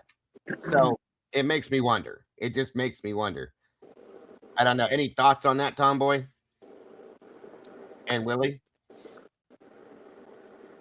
Yeah, I mean, all that makes sense. There's just, I guess to me, there's just such a such a big pool of people to that you can pick from. It's overwhelming. Big time. In my opinion. Are you there, Tomboy? Yeah, I'm here. What do you think? Like I said, it's a mess. Would that make sense to you? Well, nothing in this shitting case makes sense. Because somebody has to be hired, in my opinion. If you're saying that everybody was cleared, right? If it's a caretaker, somebody could have hired somebody to do this. In my opinion, that's what hired. I don't necessarily think that. Like, I'm thinking more along the lines of, okay, so let's just say she was getting packages delivered there that she was unaware of. That's partially what I'm saying too. Let's say this guy on the screen right here says that there is a girl that is related to the family. Maybe she was having them delivered there, and okay, there's no sign of forced entry. So this girl goes there. Okay, let me get this box back. And then it all goes south from there. And then they're like, oh, okay, well, this is who her daughter is, so this is what we're going to do. Well, that would make some sense, too. Let's finish hearing what this guy's saying real quick. Hey, Kayla Noel Day is related to Penny Guthrie. Penny Guthrie, when you look up her name, all her relatives are Days. So her maiden name was probably Day. Someone said it was Savannah's aunt, Penny Guthrie. So that was the probable cause link, in a sense. I don't know. All I'm telling you. Rewind that. Kayla what did he say? Run. Penny Guthrie, hold on. Gosh, can you just hit your arrows? Or Instagram, or did your own little reports on there? So did they dig, or what did they do? They dig, and then it was probably a nothing burger, but they started going down the whole wash, and then had me wait at the end of it. You know what I mean? Oh, so they're taking that seriously Very over there. seriously. And since then, I've been in touch with. I was able to get one of the detectives' numbers. I don't know if I should. Yeah, Detective Gifford and Detective Zerby. And they're awesome. They're cool people. They're the ones who picked me up. It's like, I don't know if I should dox them. Fuck it. So check this out. You guys will not believe this. I think we cracked it open. Maybe it's a nothing burger. Luke Daly. Let's pull the thing up a minute. Hold on. Luke Daly, who was, of Step course. back. Let's step back. So Yeah. You're good. Can you hear me? Yeah. Okay. Luke Daly. Thank you, man. Yeah, you're Good to see you. Anyway, so Luke Daly, who was pulled over in the Range Rover, right? And they let him go. Okay, well, looking up Luke Daly, he was arrested in 2025 with the Kayla Day Kayla Noel Day. Who's Kayla Day? Guess what? Hmm. She's related to the Guthries. Whoa. That's breaking news. I don't know anything. I have to vet this, folks. Hey, I'm only going by what he's saying. How about take my word for it? Criminal Network. If I'm lying, you guys could bash me later, okay? Kayla Noel Day is related to Penny Guthrie. Penny Guthrie, when you look up her name, all her relatives are Days. So her maiden name was probably Day. Someone said it was Savannah's aunt, Penny Guthrie. So that was the probable cause link, in a sense. I don't know. All I'm telling you this is. So is Penny Guthrie Nancy's sister, maybe? Or father's sister? I might have to look into that too, just to kind of verify some of these things, but that's kind of interesting. Hold on. That Kayla Day is on the run. She was for the same charges that they were arrested with for in 2025 drug trafficking and sales and all that stuff. And she's on the run. So this is the first I heard this, folks. So I think this guy's channel is Criminal Network. I think. Don't quote me. I'll have to look it up, but I think that's who this is. He's another creator that's there. She's from Sawarita, if I pronounced it right. So is she like the girlfriend to Luke? Yes. She was arrested with Luke in 2025. So, and that's the charge I told you I found yesterday. We pulled up the what the hell's that called? That has the charges on it. And it shows the arrest that was made with him and her, Luke Daly and Kayla Day. They were both charged with the same drug charges, possession with intent to distribute, blah, blah, blah, blah, blah, blah, blah. And I don't know what Kayla's background was, but his charges previous to that were heavy and hard. A lot of drug stuff, okay? So in turn, this is like probably a 3 strikes, you're out. They're going down the road for years, okay? And so if she's like on the run or something like that, who knows what this is about? You know what I mean? Well, I mean, did you see the last update from what's his name, Enton? No, I was going to pull that up next. So yeah, basically what is being said, just like in a nutshell, is they don't know if this is a kidnapping, they don't know if this is a murder, they don't know. Basically, they don't know what's going on. This case should have been treated from the day that they found it, from the day they stepped onto that property as a murder case. Period. Mm-hmm. Yeah. They found blood. She's not there. They should have treated it as a murder case and opened all the doors in that aspect, and then dealt with it after the fact if it was. Yeah, because there wasn't. Well, when did this ransom come into play? It wasn't immediately, correct? Like they didn't find a note there, did they? No, it was day 3, 4. It was a while afterwards. Maybe it was longer than that. You see what I mean? So, like, I just feel like if that was the motive, right, that's something that you're going to immediately hop on. Is like, listen, we have this old lady. She's obviously not in great health. Let's get this ransom, get the hell out of here. But instead, they wait 3 days. I mean, sorry, I'm just using like common sense here, dude. No, I mean, I get they didn't start investigating this, Willie, like truly like investigating it until like last week. At the end of last I'm just shocked, especially when you find blood on the porch. Like, since when? Yeah, like you said, how don't you treat that as a murder? Wow. No idea, Bo. No idea. Makes no sense to me. None. No. Well, it makes no sense to me how even if you're professionals, how you can keep her alive without risking needing to go get her medication at the pharmacy and being arrested upon pickup. All right. So thank you, SRB. I didn't know 100%. Maybe I'm thinking of that other one where the guy. Or if you really care about the ransom, again, there has to be some kind of motive, right? So if you really care about the ransom, then you're going to demand that they drop off her meds at a certain location that's only known by maybe, like, I don't know, whoever is negotiating and the people who have her, and then they get the meds for her. You know what I mean? I agree with you. I'm just saying, if that's the actual motive here, and that's why I don't feel like it is, because that's 3 days after the fact. No, it was that. So SRB corrected me. She went missing early Sunday morning, like middle of the night, 2 a.m. or something like that, we'll say. And the FBI went to Savannah with the ransom Monday night, and then the ransom came out on Tuesday of that week. Okay, so Sunday morning, Monday night. So it's still 24 hours. But they left nothing at the house, like some kind of note or anything to say like, okay, No. gotcha. So anybody could have contacted them. It's okay. Yeah, and then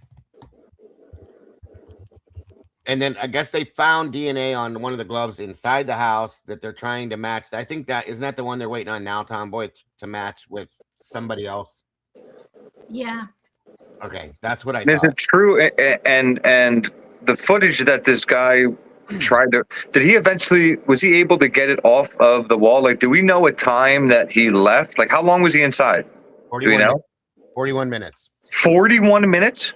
41 minutes, which is Let me ask. a whole lot of anything. Why not you? Yeah, it seems like you guys know a lot more about this case than I do. Let me ask just the one question that's going to seal it for me.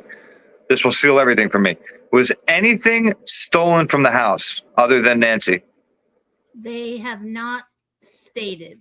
Nothing that they know of yet. They've never put out there. But that's something that they usually would come be like, oh, took the, Okay, I got my answer. Yeah, it was not, in my opinion, a burglary gone wrong. There's something more to this, in my opinion. I'm trying to get. I just saw in the chat, and I'm looking for it right now. I'm just saying. I'm sure this, woman has jewelry and a whole bunch of, especially if somebody's stalking her whole life to kidnap her at some point. They know what she wears, what she, Absolutely. What am I doing? But then you have to ask yourself, what is, if this is an in and out situation, right? A snatch and grab, and you're in a community like this, how are you so confident being inside for 41 minutes? And what are you doing inside for 41 minutes if you're not, stealing shit? Well, see, that's what made me wonder, were they gathering medication if this initially was to keep her alive and well and healthy until they got their money? But then at that point, how do they know about her conditions and stuff? That's the point I was making before we had this conversation, was because I think that it could be somebody that knows her like that maybe was taking care of her in some aspect, that we need to gather all her medicines. We need to get and this isn't real. It's just, I'm making guesses. Okay. Maybe she's on a CPAP machine. She's got a wheelchair, a walker. They got to gather all these things together. No, but you're right though, because even if it's somebody that say was fired, right, or a former caretaker, caregiver, yeah, but just say it wasn't them, right? But they knew that that her daughter would, I don't know, and they pay somebody else or a couple people to do this, or even Willie, somebody that knows a caregiver. It doesn't even have to be the caregiver. It could be that's what I mean. Yeah. Caregiver or something like that. Right. Yeah. Yeah. Because again, if that's the only thing that was stolen is her and her meds, then that person had to have knowledge, unless she said something like, I need my meds. I don't know. Nobody's going to say that when they're fighting for their life and they're bleeding. So, right. So now let me get my meds. Just got dropped, and they're now towing the vehicles from Luke Daly's driveway. Interesting. Wow. I was looking for that too. I'm going to run this thing with Harvey real quick and let you guys hear this message that he has. But he's gotten 4 of these emails now. Wait, him personally? They're sending them directly to him at TMZ. Yeah. Oh, wow. And they're not from the kidnappers, quote unquote, according to him. They're from somebody that knows who the kidnappers are. And now I'm believing I'll let this one play. I won't read this is a game. Okay. About this, that from it is Monday morning, we have received a 4th letter from the same person who says that he knows where Nancy Guthrie is and he wants money in return for the information. Essentially, he wants the reward.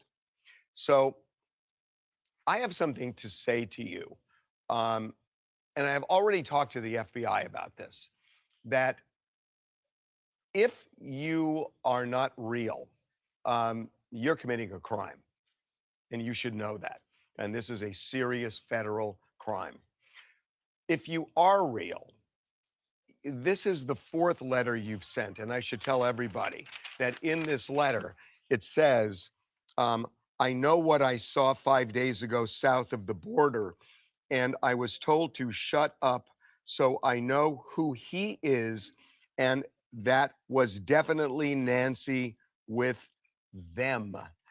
This is the second time he has referred to more than one person involved in this. He said there is a main person and there are others, and he said it here. He is saying that Nancy was taken to Mexico. Now, this is what he's saying. I'm not going to vouch for him, but this is the fourth letter. We have sent them all on to the FBI. And he also says one of the reasons he's worried about coming forward is he has a record. He has a burglary on his record from 10 years ago.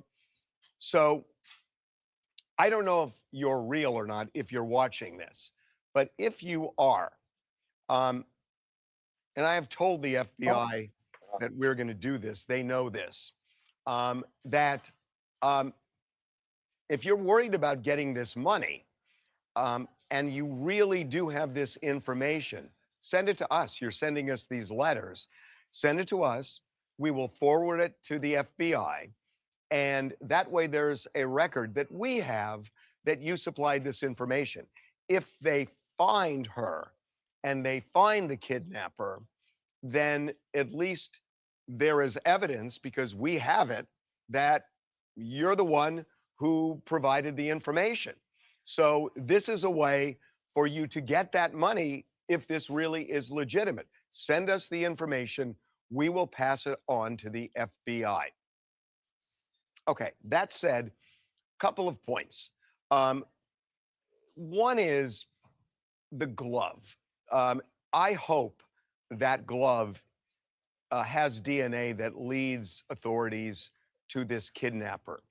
But it is weird to me, because if somebody is at that house and they take Nancy and they get in a car to drive off, the first thing they're going to do is take the gloves off, because it's real hard to drive with gloves like that. And if the gloves go off and they're placed in the car, how does it end up 2 miles away on the side of the road? It just is weird. It just is OJ-esque and doesn't make sense. Wow.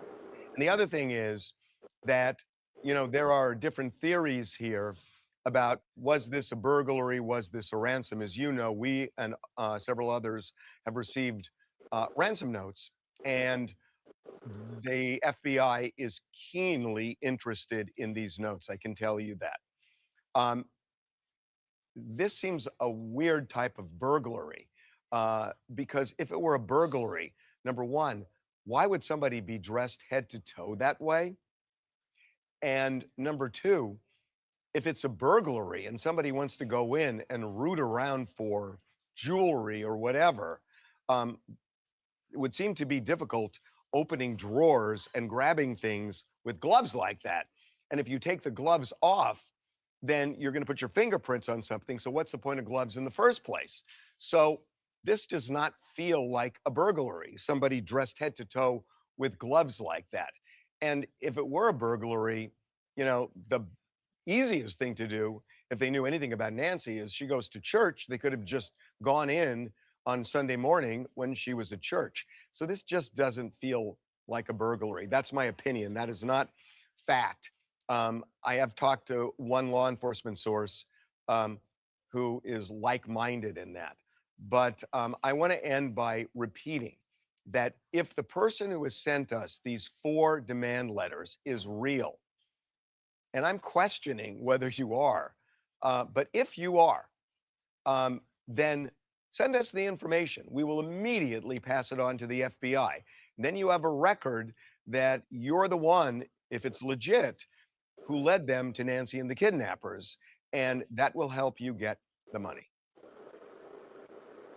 Jesus Christ. Where was this energy when, you know, Guthrie a sheath was left behind? As her daughter Savannah releases a new plea to her mother's suspected abductors. I wanted to come on, and it's been 2 weeks since our mom was taken. And now, this was put out yesterday. And what did you say, Willie? No, I was just saying, you see how he broke down how stupid it would be for somebody to leave a glove? Mm-hmm. Where was the energy, because TMZ reported on the Idaho case 1,000 times. Where was this energy about the sheath? Yeah, I know. It's just fun. Again, it's just so funny how they accept so many things here that, yeah, I don't know. Now, So when she come out with this yesterday? Yeah, this one I'll let it play real quick, but this one she released yesterday via her Instagram. Now, a lot of people are saying that she's speaking cryptic in these because of things that maybe she's responding to. I don't know. Mm-hmm. You can decide, but I'm gonna play this. It's not super long. Just like kind of listen to it and listen to it between the lines too, if that makes any sense, guys. And I just wanted to come on and say that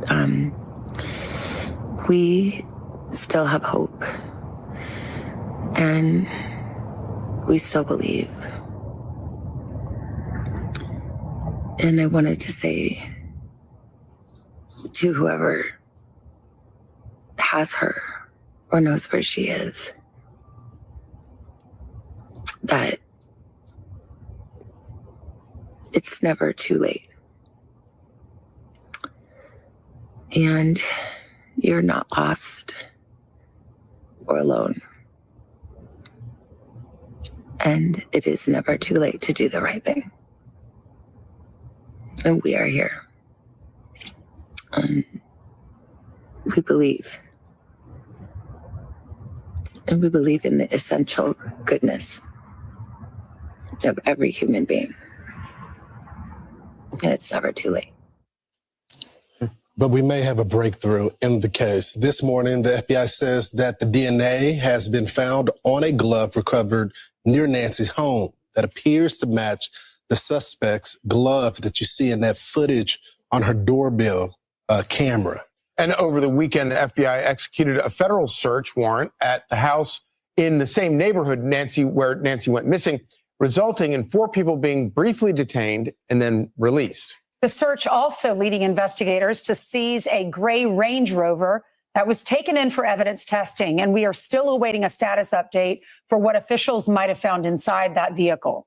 So this all comes as it has now been 11 days since the last press conference from local officials on the status of the search, and there are still no suspects. So for the latest on the ground, let's go out to Matt Finn, who is live outside of Nancy's Tucson home. Good morning, Matt. Good morning. Authorities say they have found at least 16 gloves in the area, but this one single glove could be a match to the one that masked suspect is wearing on the Nest Cam video. The DNA profile lifted from that glove will be added to the CODIS national database for comparison. We could get results soon. Now, CODIS contains more than 19 million offender DNA profiles and has helped the FBI in more than 750,000 cases. And Fox News Digital reports that investigators are using a high-tech Bluetooth scanner on the bottom of low-lying helicopters to detect Nancy Guthrie's pacemaker signal. The helicopter flies low in grid-like patterns to try to pick up her signal. And in an interview with the Daily Mail, Pima County Sheriff Nanos is quoted talking about Google trying to recover new video from another camera on Nancy's property, saying Google. So my understanding is, I'll let that play in a second, that they pulled another camera from the back, like the pool house or something, that was pointing, I believe the camera was pointing towards her house, maybe the garage area, I think. All of that part of and they're trying to pull like footage from that. I think that's the camera that they were up on that roof trying to get. Okay, that would be that. And yes, 16 gloves, folks. But I think most of these gloves are being dropped, from my understanding, by like searchers and stuff like that. It's yeah, so, exactly. So like, come on. And then they're going to sit here and be like, you know, it is the same glove that. How the hell does this guy know it's the same glove that the kidnapper was wearing? Same type of glove. Same like type there's of a glove. black nitro Yeah, but glove. like, has this guy felt it? You know what I mean? Like, it could be 2 completely different. I don't know. It's just weird to say that as fact. Well, I mean, it is. They are the same exact glove, but they're not the same. Yeah, he said it was the same. Okay, so that means that the searchers are wearing the same gloves that the kidnapper used? Yeah, which is it's pretty standard. Like the black. So are they just black nylon gloves? They looked a little. They're Yeah, the the same. black. I have some here. They're black rubber nitro. Like I have blue ones. Oh, I thought they were like some actual gloves. No. They're like rubber nitro. They use them for like all sorts of things, like EMS. Yeah, no, I know. Yeah, I have some too. I'm looking at some. I thought they were like leather, like the police gloves. No, they're like that rubberized stuff. So this is another photograph that came. This is the Zach guy, right, Tomboy? Yeah, this is Zach Jahub, or however you say his name. If you enlarge that picture, can you tell me if he has two different colored eyes? This is the guy that they said sold the Range Rover to David. Must be the lighting. No, I think they're the same. They look bluish hazel in some ways. But do you see the resemblance between these two? How kind of they do look kind of the same? They almost look like they could be related in some sense. But that's the guy, and although this is different, but this part looks a lot the same. Yeah. And maybe I don't know about the hair, but yeah, I think they're the same color, Tomboy. I think it's the lighting on this eye makes it look like the glare makes it look like they're different color. Which one of these guys has the tattoo place? Is it Luke or Zach? That I've not heard yet. I don't know. I think I remember reading that somewhere. So what's the deal? They can't track like any, like where these letters are coming from or anything like that, because here's my problem. They know where they're coming if from. the kidnappers are watching the news, right, and they know that somebody else knows their every move and where they're at and yada yada yada, they're just okay with like this person writing letters to TMZ. Like, it doesn't make sense to me. They're trying. My understanding is Harvey said he knows where they're coming from. They said they know where they're coming from. If that's the case, why are they not going after this person? I don't think they do. That's what I'm saying. I don't think they can track the VPN or whatever the hell it is. The not the VPN. The IP address. The IP. Thank you. Whoever this person is probably throwing the IP all over the place. Yeah. Smart, but with the FBI involved, they should be able to break that. I would think. Do you know what I mean? That's what I would think too. But then like, what about the Bitcoin account? Like whatever account that was made for that ransom to go into, like you said, I thought they'd be able to track who, where that account was made from, on what computer and what city and yada, yada, yada. You know what I mean? I should be able to do all of that, in my opinion. But it just seems like that's not happening. I agree with you. Something's not right. They should be able to have this shut down 2 weeks ago, bud. Yeah. So this is. But anyway, man, I gotta hop down. I just wanted to give my 2 cents on this because, again, this just seems like a circus. Okay. Huh? Okay. All right. Did you go to mod chat, to the Blue Crew chat, and see what Cat K posted? Just a second here. But yeah, you guys enjoy your day. All right, Willie. All right, no Bye, problem. Willie. Been fun. Have a good one. Later, guys. See you, Chad. Right. This is Kayla N. Day. Okay. 4297. Well, anyway, I'm not going to put all that out there. I don't care. You can see it. She's in Arizona. Okay. Swartarita, or however you say that. Second level relation, age 64, Penny Faye Guthrie. So this is either Savannah's mother's sister or her father's sister. Okay. I'm going to put that out there. It wouldn't be her mother's sister because she married into the Guthrie name. So it's probably her father's sister. I'll just say that. At that age, I would venture to say. But we also have, hold on.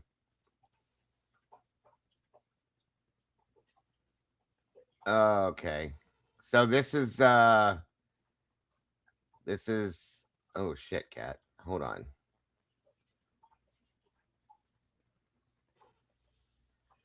So, oh boy. Okay. I don't know if this is true. I can't clarify, but this is kind of interesting.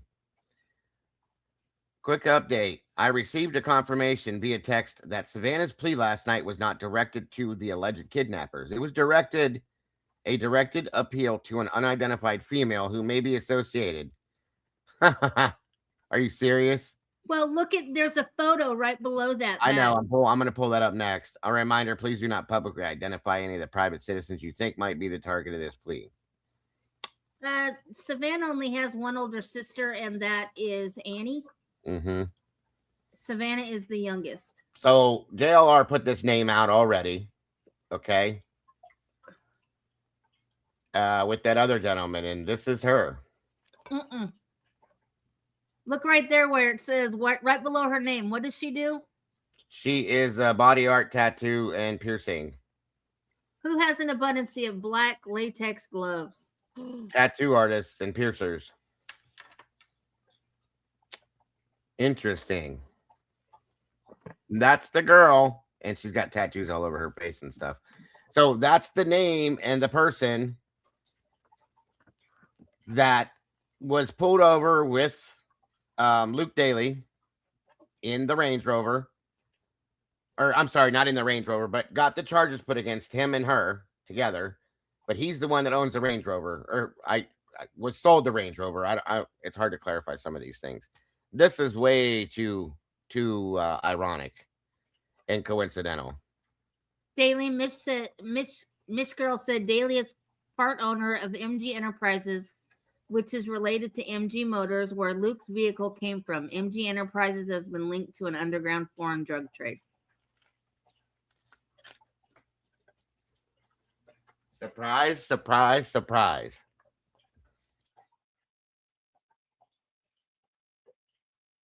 Huh.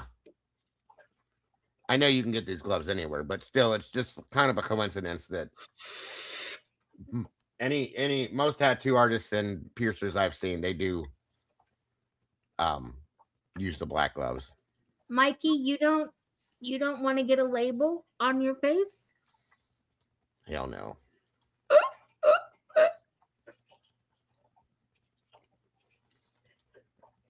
Okay, so I'm going to point out that 3 people could be involved in this at this point, possibly. And we've seen and talked about all 3 of them now at this point. Okay, now. Oh, what was I doing? Hey, Dips, if you're talking about the other night, no one was arrested. They were just all detained. No, they were all nobody's been arrested at this point. They're all just detainments, which is weird to me.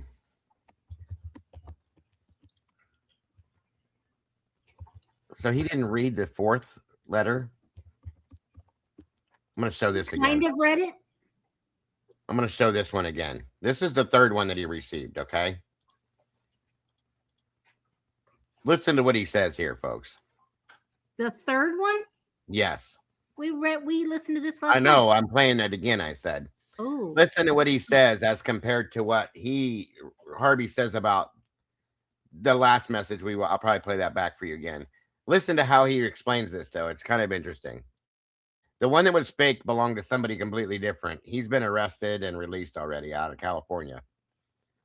That was an actual ransom note. These are not considered ransom notes, but I'm taking them I don't know, Tomboy. They kind of sound like they are. You know what I mean?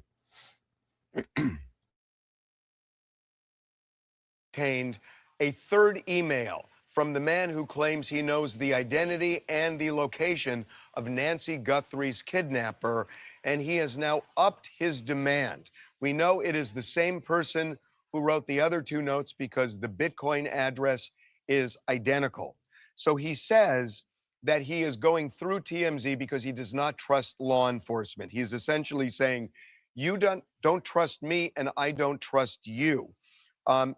What he is suggesting is by the FBI upping the reward to $100,000, it was designed to discredit him. He says, quote, to discredit me. So what he is saying is he now wants the following. He wants 1 fraction of a Bitcoin worth $50,000. And for that, he says he will give up the name and location of the kidnapper. He says he will not cash that until the kidnapper is actually arrested. And then he expects the second Bitcoin fraction, another 50,000. So he wants the $100,000 reward, he says, but he wants it in this form and not simply coming forward to authorities. He has a variety of reasons on why he doesn't want to come forward to authorities, one of which is interesting. He says it's because that it could compromise his possible freedom. Now, we don't know what that means. Does that mean that he is peripherally associated with this kidnapper? He does not explain what that means, but he says it in this email. Now, there's something really important here that he says that when he gets the initial payment, and this is a quote, he will give up, quote, the name of the main individual, the main individual. So clearly he is suggesting, and he did insinuate this before, but he is saying it squarely here. The main individual, that means if this is legit, he has accomplices. So he does refer to the current state of Nancy Guthrie. We are not going to get into what that is. We have forwarded this on to the FBI. They asked for it, and we gave it to them. We received this email just before noon Pacific time, Friday, today. So again, the third email, he says this time, this is it, that it's his final time to approach anybody. The third time is it. Now, remember, he said that last time too, but he says he's coming forward now because of the increase in the ransom reward. And we will see. The authorities are looking at this, I guess, to determine if it's legitimate. We have checked this Bitcoin address, and so far, no deposit has been made. He said this is it every time. Every time. And then he drops a fourth one. No, the whistleblower has not said this is it. The two ransom notes said this is it, not the whistleblower. No. This here, on the second one, he said, this is my second and final, excuse me, sorry. My second and final note email. I won't be sending any more. Then he sent this third one to Harvey and said, this is it. This is my last one, which Harvey said he said it before. I won't be doing it again. And then he sends a fourth one. It's like the boy who cried wolf. How many times are you going to say this is the last one? Nobody's going to take you serious, bro. I don't know what the fourth one says. It's out. Hold on, I'll get it. I didn't even get to look at that one yet. He just goes and gives that message after the fact. Let me see. You know where it's at. If you can grab it, that'll be good. I'll get it. Hold on. It's weird to me that they chose TMZ of all places to go to. Okay.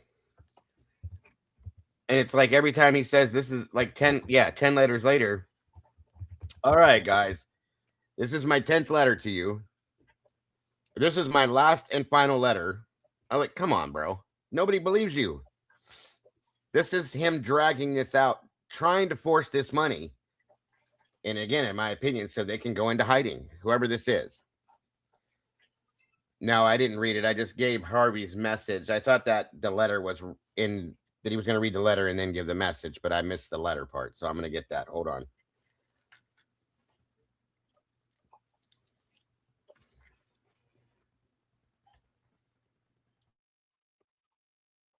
That I don't know, Jess. I put it in Discord.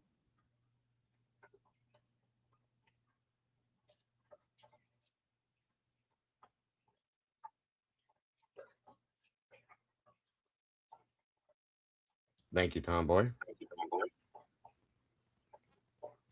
Hang on.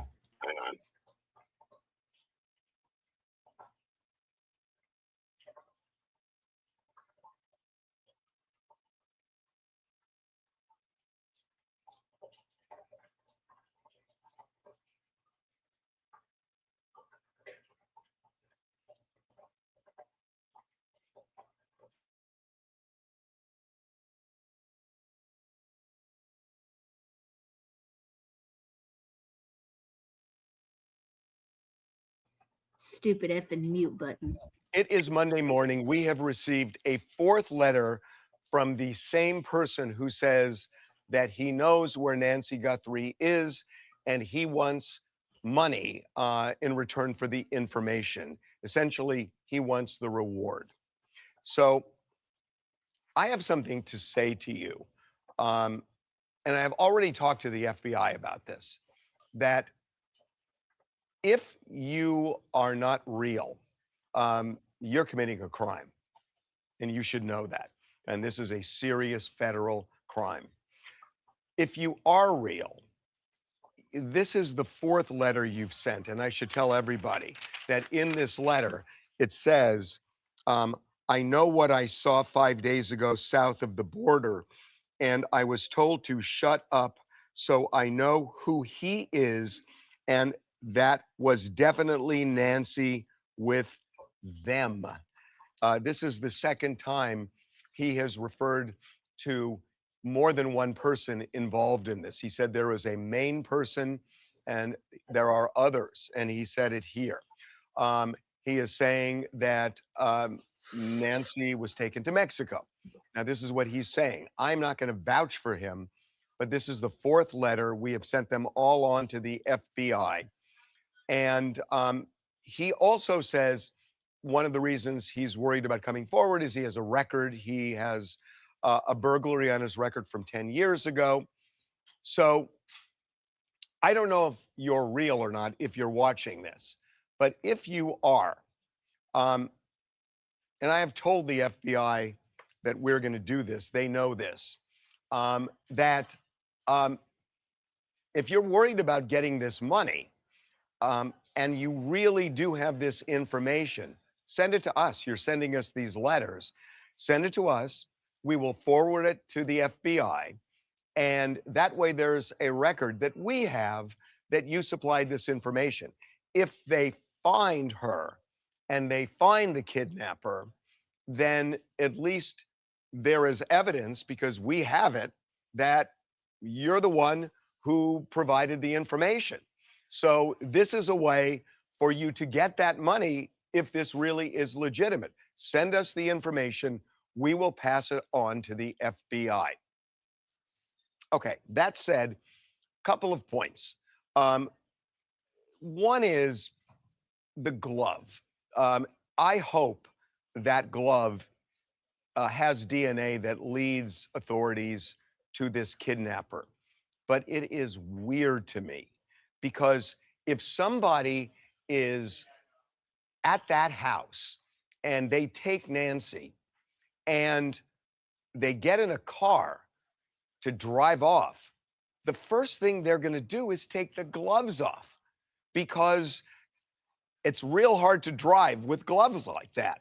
And if the gloves go off and they're placed in the car, how does it end up 2 miles away on the side of the road?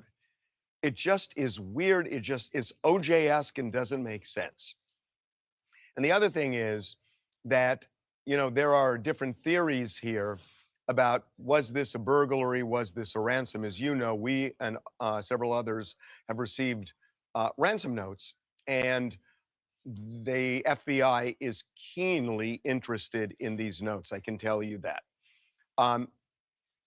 This seems a weird type of burglary, because if it were a burglary, number one, why would somebody be dressed head to toe that way? And number two, if it's a burglary and somebody wants to go in and root around for jewelry or whatever, it would seem to be difficult opening drawers and grabbing things with gloves like that. And if you take the gloves off, then you're going to put your fingerprints on something. So what's the point of gloves in the first place? So this does not feel like a burglary. Somebody dressed head to toe. Understand something, you guys. The biggest part to this, which is what I think some of the delay has been, there has been zero proof of life. Nothing. And that was asked for a long time ago. And we're going to talk a little bit more about, as soon as he's done with this again, we're going to talk about 5 days ago. With gloves like that. And if it were a burglary, you know, the easiest thing to do, if they knew anything about Nancy, is she goes to church. They could have just gone in on Sunday morning when she was at church. So this just doesn't feel like a burglary. That's my opinion. That is not fact. I have talked to one law enforcement source who is like-minded in that. But I want to end by repeating that if the person who has sent us these 4 demand letters is real, and I'm questioning whether you are, but if you are, then send us the information. We will immediately pass it on to the FBI. Then you have a record that you're the one, if it's legit, who led them to Nancy and the kidnappers, and that will help you get the money.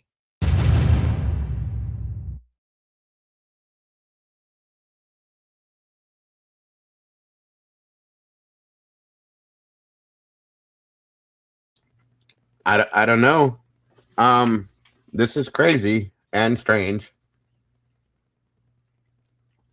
5 days ago. I'm sorry, go ahead.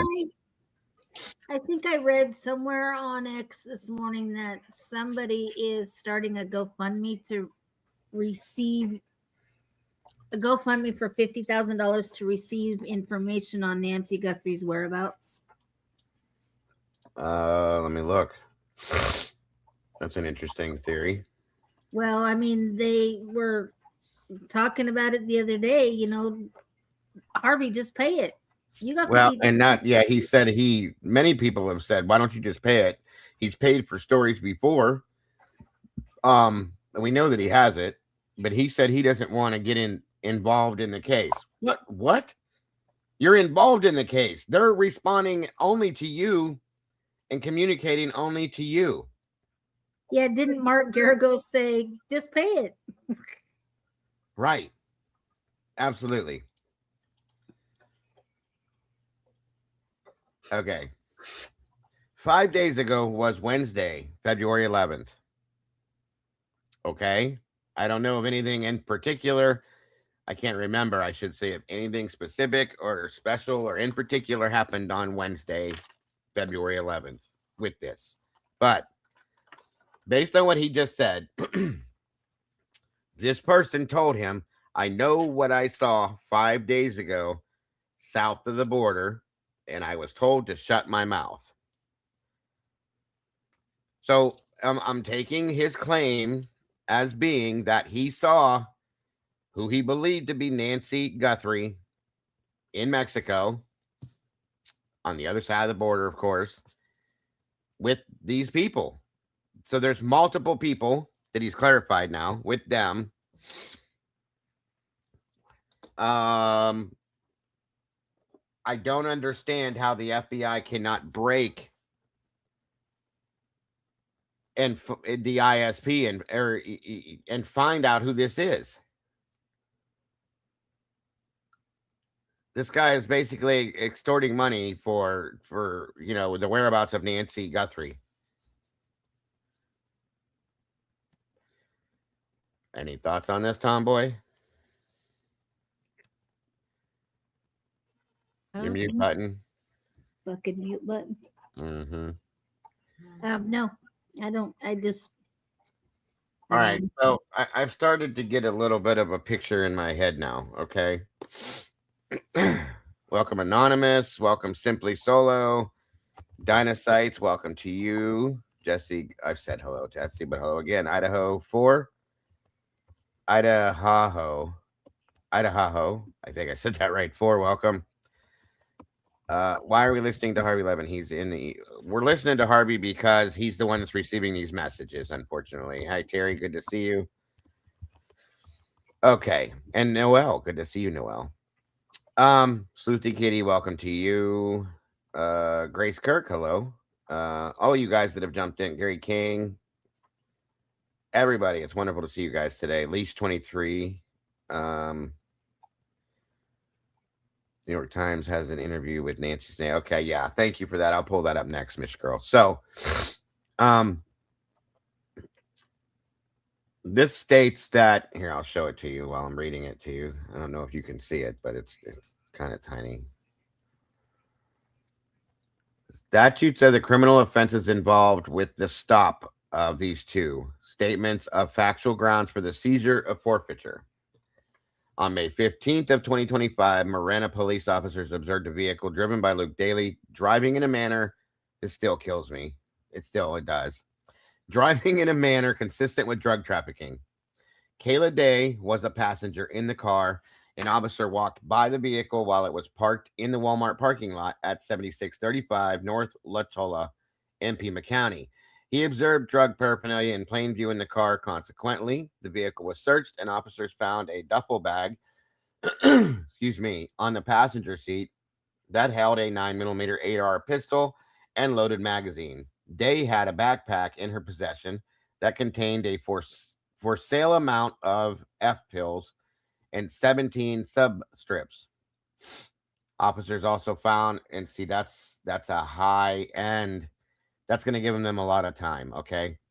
Officers also found the captioned $1,366. Both Daly and Day's cell phones were found to contain messages confirming that they were actively involved in drug sales. Luke Anthony Daly and Kayla Noel Day have been indicted on drug trafficking charges related to the investigation in Pima County Superior Court case number blah, blah, blah.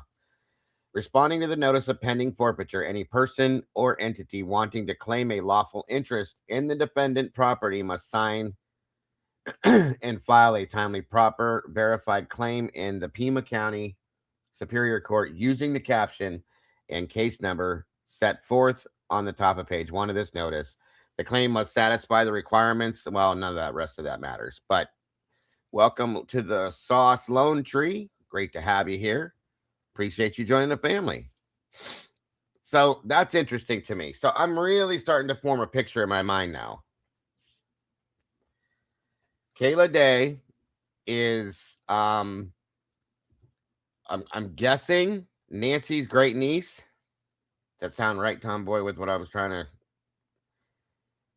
Kayla Day would be, I think it's Nancy Guthrie's great niece. Yes, that sounds... There we go. I want to make sure I'm saying it right.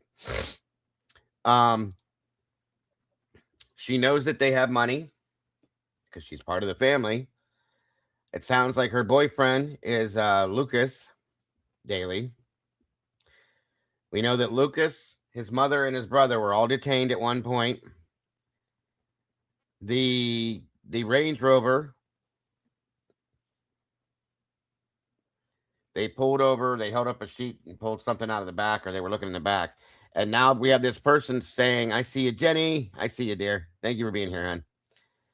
Now we have somebody stating that they saw Nancy Guthrie with other people in Mexico.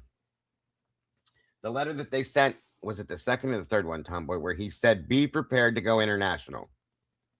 I can't remember. It was the third one. Okay. Which would mean, and Harvey said Mexico. There's that. So this to me, in essence, again, this is still a version of ransom. They're saying, give us this money. We'll tell you where Nancy is and who has her. In turn, I'm almost wondering if it's just them playing it off as though there's somebody different. Does that make sense?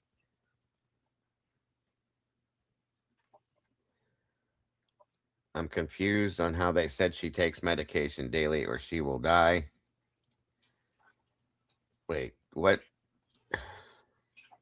Yet it has been approximately 2 weeks and they don't ask for proof of life. They have asked for it. They just haven't gotten it. And I think that they took some of her medications, maybe the life-sustaining medications. Well, remember in the warrant, they said that they were looking for medication. So what does that lead you to believe? They took some of them, yeah. And that would explain the 41 minutes. And I could almost, hey, Susan, good to see you. I can almost see this playing out in the house with these people. This is a family member. It's not direct family, but it's a family member that doesn't want to hurt her, but says, we need this, Aunt Nancy. Okay. You need to help me. Maybe she tried to ask her for money and she said, I don't have it. I can't give it. I'm not going to give it to you. You committed a crime. You need to face the time. And she said, I need to get out of the country. I need to be away from here. I'm not going to prison for this, whatever it is. She said, no. They said, well, guess what? We're going to get it one way or the other. And they took her and said, we'll get it one way or another. And boom, this is starting to form as a picture in my mind. And it makes sense. I've said it for a while that I always thought it was someone who was more connected to Nancy than anybody else. Sure. Well, yeah. What if? Well, no, I was going to say maybe Kayla was a caregiver helping her out here and there time after time, but maybe not. I don't know. But that talking. I gotta go water the lilies. Okay. And then Miss Girl said, and I can't find it in here, Miss Girl. I don't know where you saw it. I'm looking for it. That now they're towing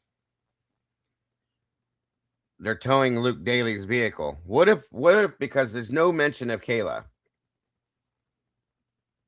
What if they went to Mexico because they live right there and he dropped her and this Kayla girl off there somewhere and came back?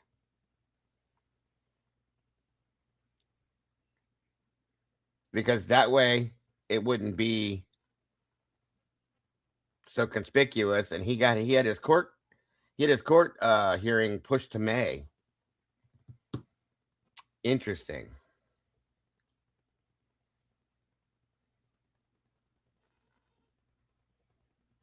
I'm telling you that looks like him, you guys. It definitely looks like him.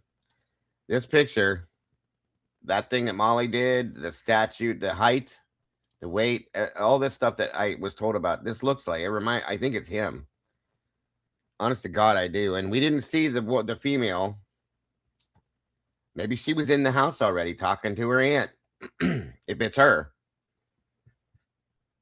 They would have video of entering and leaving Mexico border. Yeah, I mean, I agree with you. That could be something that they're trying to get right now, or they're working on getting, maybe. If they know who they're looking for, of course. Now that they have this Luke Daly person, unless they use somebody else to do it, to transport him over there. Do you know what I mean? That could be too mystic. Somebody standing off to the side there. That would be interesting. Or somebody around back already that we didn't see. You know what I mean? That would explain why there's no forced entry either, you guys. If this is somebody that Nancy knew, her niece, okay, she probably knocked on the door and said, "Hi, it's me. We're here to visit. I want to talk to you." And she let her in. Meanwhile, here he comes doing this after the fact. Hey, Kim, good to see you. It's been a while. I mean, guys, if you saw that photograph, I'm going to show you that one more time because but then we have this guy too. And there's something about this guy that bothers me. They're friends, obviously. Him and Daly are friends. Okay. I'm sorry. I probably should show it to you before I talk about it. This guy and Daly, they either... wasn't it that they co-owned this car dealership thing or something? He sold... No, this Zach guy right here sold Luke the Range Rover. Right, but it sounds almost like they know each other to some aspect too. Well, I don't know about that. I just know that this Zach guy right here is co-owner of a car lot. Okay, so yeah.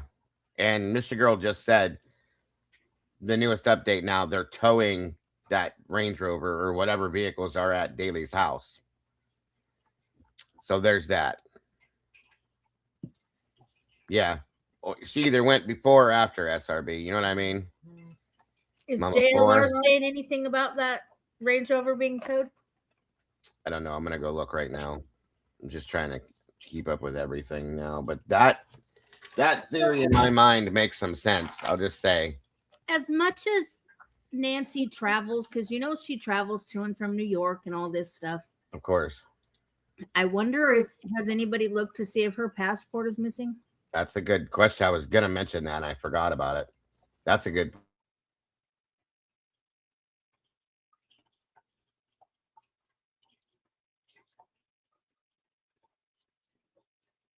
Oh, gee, look. Big white van. Okay, hold on. Let's see if he's saying anything. I don't even answer for that. But at night? Though, please help. If someone knocked at your door. So they're towing Luke and Kayla's blue Dodge Charger. They have a second vehicle. Where are you finding it at, Miss Girl?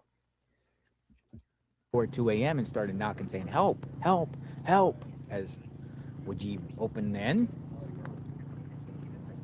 I said the garage door. Justina Henderson says, "Could the perp have snuck through her garage? It is pitch black." But didn't they say the garage closed upon her returning home? Wasn't that Charger? Wasn't that car the blue one? The one that was wrecked really bad? I don't know. I don't even see anything. The house that they were detained from, there was a blue vehicle sitting in front of the house that was wrecked really bad. Remember that? We saw it yesterday, the day before. Nope. It might be, yeah. It was sitting right in front of the front entrance to the house. I'm trying to remember where we saw the video for the house at. Yeah, the front end was completely totaled, it looked like. Now, I don't know if that has anything to do with the accident that happened the night before that. But, wrecked blue car in the driveway in front. That's what I thought. Okay. What accident? The accident that, I remember when they thought somebody was shot, supposedly. There was still never an accident. Right. Then that's what I was saying. I don't know, because it came out that may have been an accident, but. Well, this Kayla Day has been in jail as of February 12th. So 4 days ago, she was put in jail. Yes. Here, let me share this link with you since you can't click on it. Did they take Nancy? Wait, the 11th would be 5 days ago. Did they take her to someplace in Mexico, leave her with somebody, and then they came back again to be less conspicuous? And then FBI is the best police in town. If cash is involved, we're not going to get it. Thank you. Okay, there, I posted it on Discord. What is this?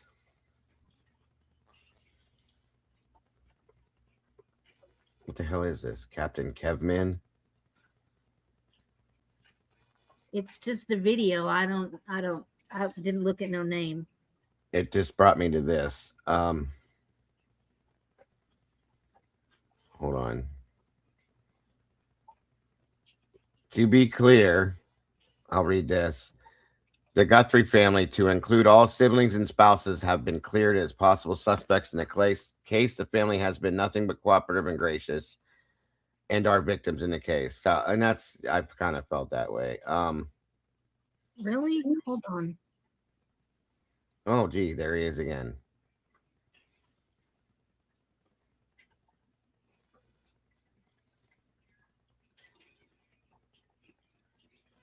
Right there. That video? Yep. Nobody's here. Annie and Mom is home.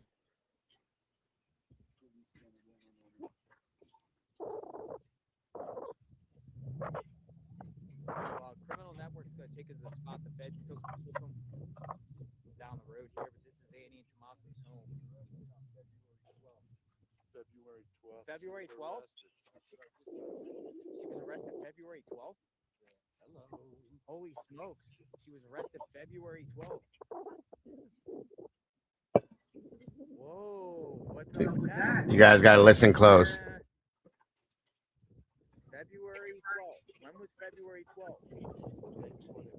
Thursday. What day was it? Oh, Friday 13th.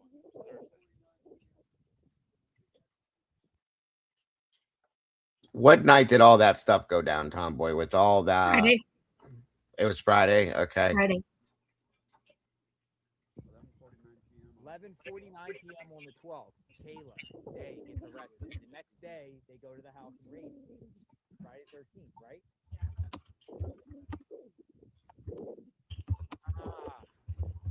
Coincidence? Coincidence? Kayla was arrested on the 12th. Okay. The night before. Gotcha. Maybe she's running her mouth about. like I said, on the 11th, we listen to what this person's saying to Harvey. He claims that 5 days ago, south of the border, he saw Nancy with people. He didn't say who, which is the 11th. The night before, Kayla was arrested. So she could still have involvement in this, okay? They could have taken her over the border to somebody they know over there, and she's being held there until this whatever happens, okay? And then she's arrested on the Thursday, the 12th, and then all this other shit happens the next day where they raided their house. Now that makes some sense. Hey, is it possible she gets arrested and she starts blabbing her Sorry, senor. Kayla is Lucas Daly's girlfriend. mouth to try to get herself a reduced sentence? She might be talking now. That's crazy. Because the detectives didn't even know they were related to the Guthrie. She was related to the Guthrie. Hey, nobody. They left. No, Nancy, she can't walk very well at all by herself. So.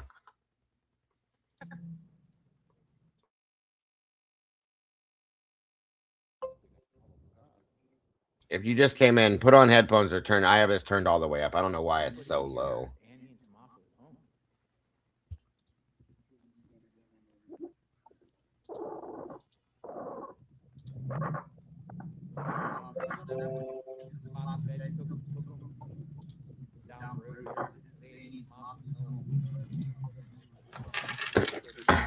February 12th. Holy smokes. She was arrested February 12th. Whoa, what's up with that?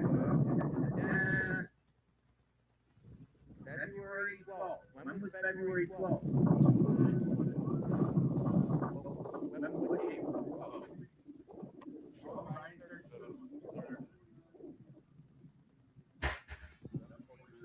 11:49 p.m. on the 12th. Kayla Jay gets arrested. The next day, they go to the house raid. Friday 13th, right?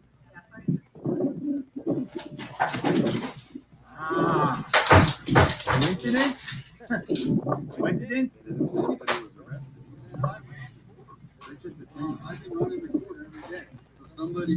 Maybe she's running her mouth about the whole situation, saying, "Hey, is it possible she gets arrested and she starts slapping her mouth to try to get herself a reduced sentence?" That's crazy. The detective didn't even know they were related to her. She was related to her. Hey, nobody. This makes sense now.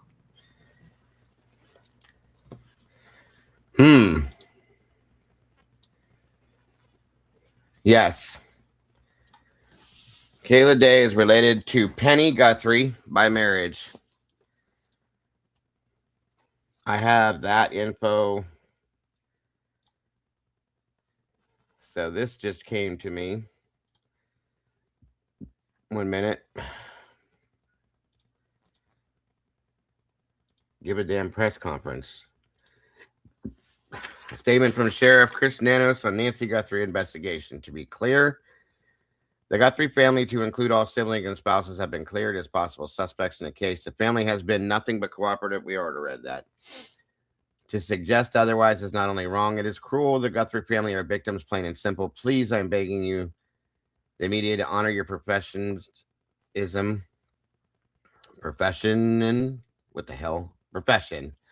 Report with some sense of compassion and professionalism. Okay. Well, like I said, that I've thought for a while. But this is this other person is related by marriage.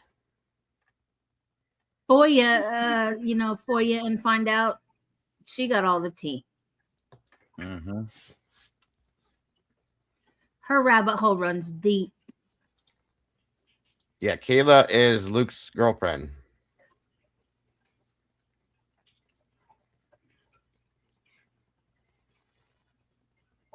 Thank you, SRB. I think I got a picture of this in my mind now.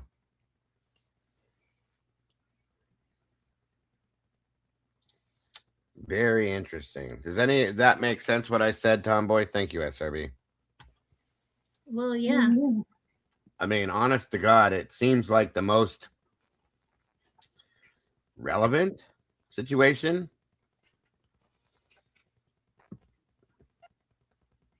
This is a theory. I don't know. Let's see what this theory is.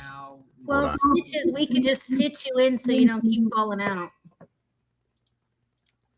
Let's see what this theory is. I don't think it's going to matter at this point because I'm pretty dead set on what I think now. So hold on. John, what do you know, how, the officials that have been handling this case, what's your take on all that? I don't think they have enough evidence to do anything with it. And that's a shame. My opinion on this, and it's just my opinion, I'm not an officer or a detective or anything like that. I think it was a crime went bad. It was someone who came out here to commit a crime, to do a robbery, probably thought the house was empty and may have checked it out earlier and it was empty. Then she came home and they came back and we wound up with a situation altercation. That's what I believe. And I believe it was someone who came from Tucson. It's not someone who came from Oro Valley. It's not somebody that's from this neighborhood. I believe it's someone that came from Tucson to steal some items and make some money, and it went bad. Could be as simple as that. But in any case, Damien and I have both talked about this.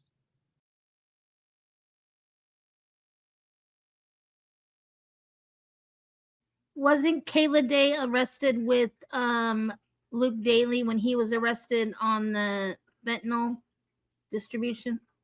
Yeah, that's what I read to you guys just a little bit ago. Yeah. Let me see something here.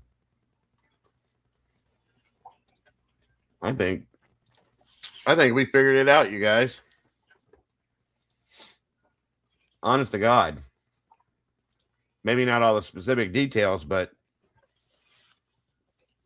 I think we figured it out. Well, if us true crime trolls can figure this out, you'd think the FBI could too. Well, that was my next statement. Why the hell haven't they figured it out? Jesus, you guys, come on. The sheriff, I mean, this is ridiculous. It's like a fucking pissing match. 100%. 100%. I think we figured it out. And they obviously have to have this information, to be honest with you, truly and honestly. Legendary's right. They have to prove it. We don't. We just have theories. That's true. Very true. Here, let me show this. This is showing. Kim said, Dago, do I need to go back to Mexico? Maybe you do, Kim. Maybe you do. Don't give her ideas. No, we don't want you to. We want you to stick around here.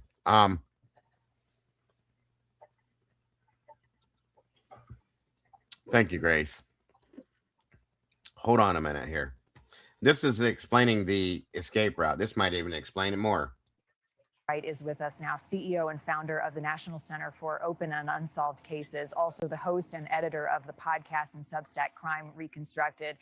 Thank you so much, Morgan, for being with us. I was reading this morning your articles on Substack, and you go into great detail in terms of how the kidnapper was able to escape Nancy's neighborhood that night, and you mapped it all out. So take us through some of the more likely scenarios on how they got out of here and getting to a main road based on what you've observed.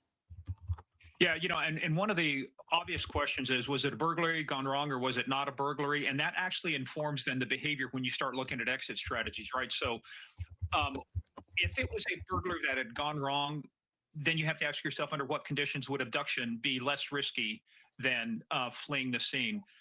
But in any event, when we look at this, so the graphic you see right there, it's really what I did was I took Nancy's house as a point in time and I said to get to a main road, which is what you're always going to do at some point if you're wanting to get out of the area quickly, because the longer your time on target, the longer you're on the X, the higher the risk of getting detected by law enforcement. Thank you, Dinah. I appreciate that. We appreciate having you here. This could be something else too. Okay, let me take you in another direction with this real quick. So what we know that Nancy was with Annie and Tommaso that night. Okay. What if Kayla, the niece, knew that she was over there somehow, Oh, maybe the niece took her home. or something like maybe she took her over there. I don't know. Does she work for DoorDash too? Maybe who know, or not DoorDash, but Uber Because they maybe. would say, they said that they never specified who took her home. They just said a family member. Well, it could be that too, but I wasn't thinking that. But okay, that would be interesting. So,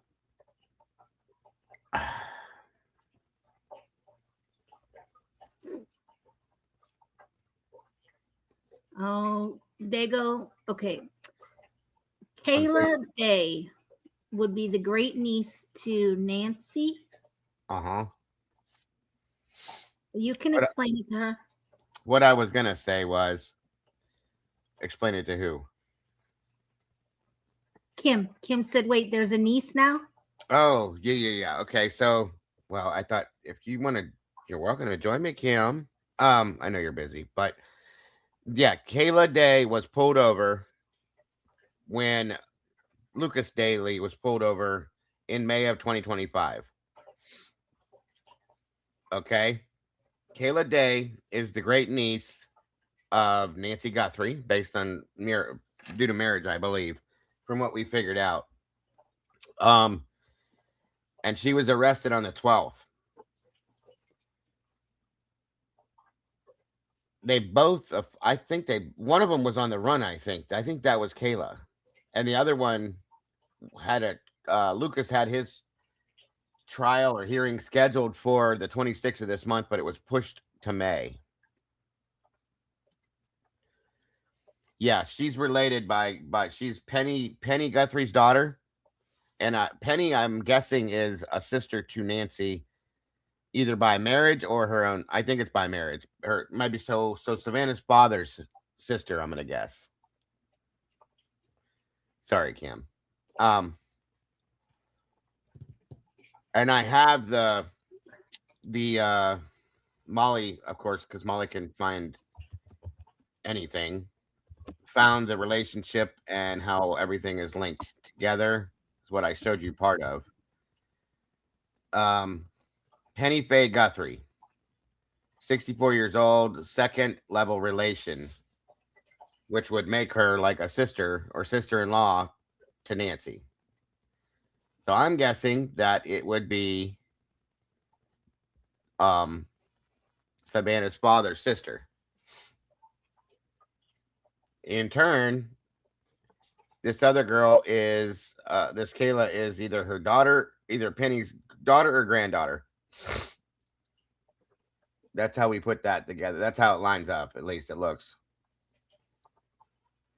And that would make sense if you're family, but you're going there to do nefarious things. You would accidentally leave a glove in the house, get medicine or whatever. Yeah, that makes 100%. sense. That makes perfect sense. Yes. And this could have started off innocent and went dark, or like I said, maybe they somehow knew because Penny or this Kayla lives in this area too. Yeah, so, Penny's maiden name is Day, so it's Penny Day Guthrie. Right. So that's how it's related somehow. Penny is Kayla's mom. Okay, so I couldn't figure if she was her mother or her grandmother. So that makes sense.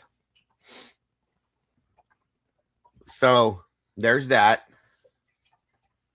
Yeah, Jesse, that dude that was on JLR is just like criminal network. Spilled a whole bunch of info. Well, when he dumped that, I think it opened up the doors for everything else that we could find, because Molly took that and ran and went and pulled all this other shit out of it. She married a Guthrie. Exactly. What's up? Altruistic. Good to see you.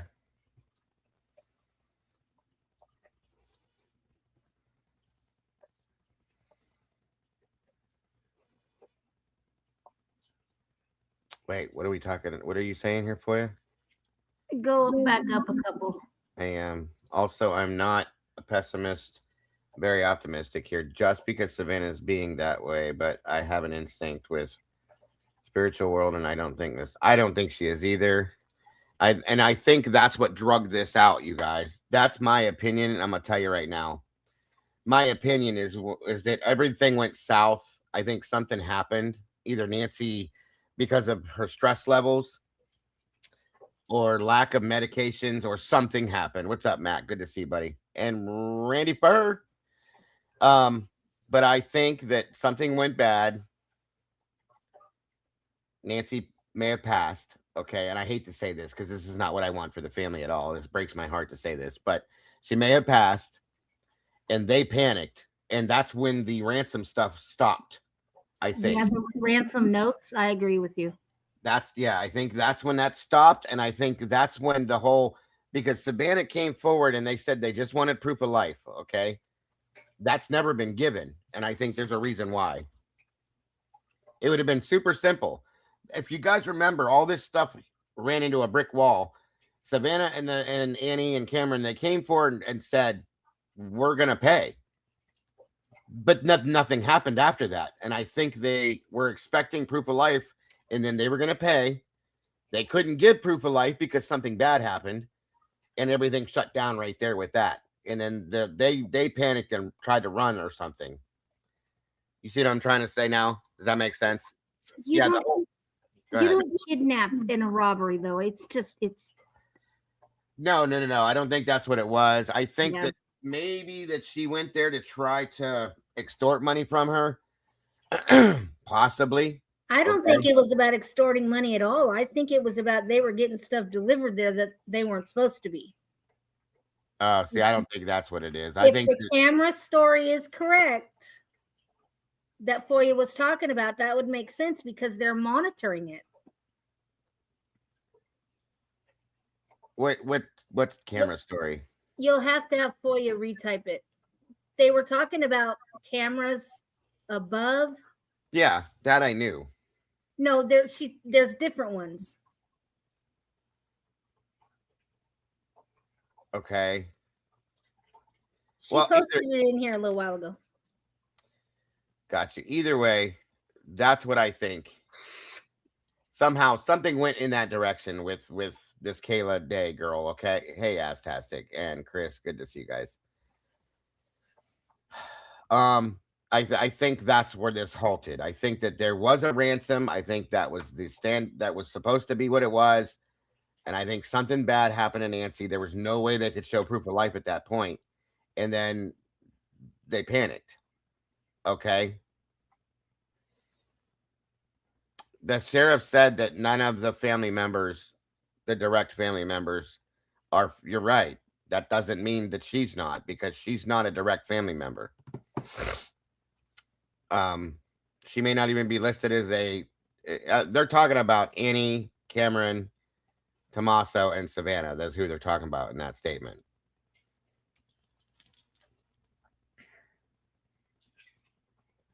They said 13 minutes ago. They said that the cameras on the perimeter of the top of the house were not Nancy's, and the only reason that they had to come out and say anything about it was because they got caught in a picture taking. The one down that's above the front door on the roof, I'm not sure if they had surveillance on her or if those are old cameras, but apparently the family did not know about that or Savannah. I don't know if you're real or not. If you're what? Well, they said that weren't there roofers there not too long before this? But the roofers didn't necessarily put up the cameras. I'm thinking that's what she's saying. I understand, but what I'm saying is somebody could have showed up. It could have been pretend roofers. That's what I mean.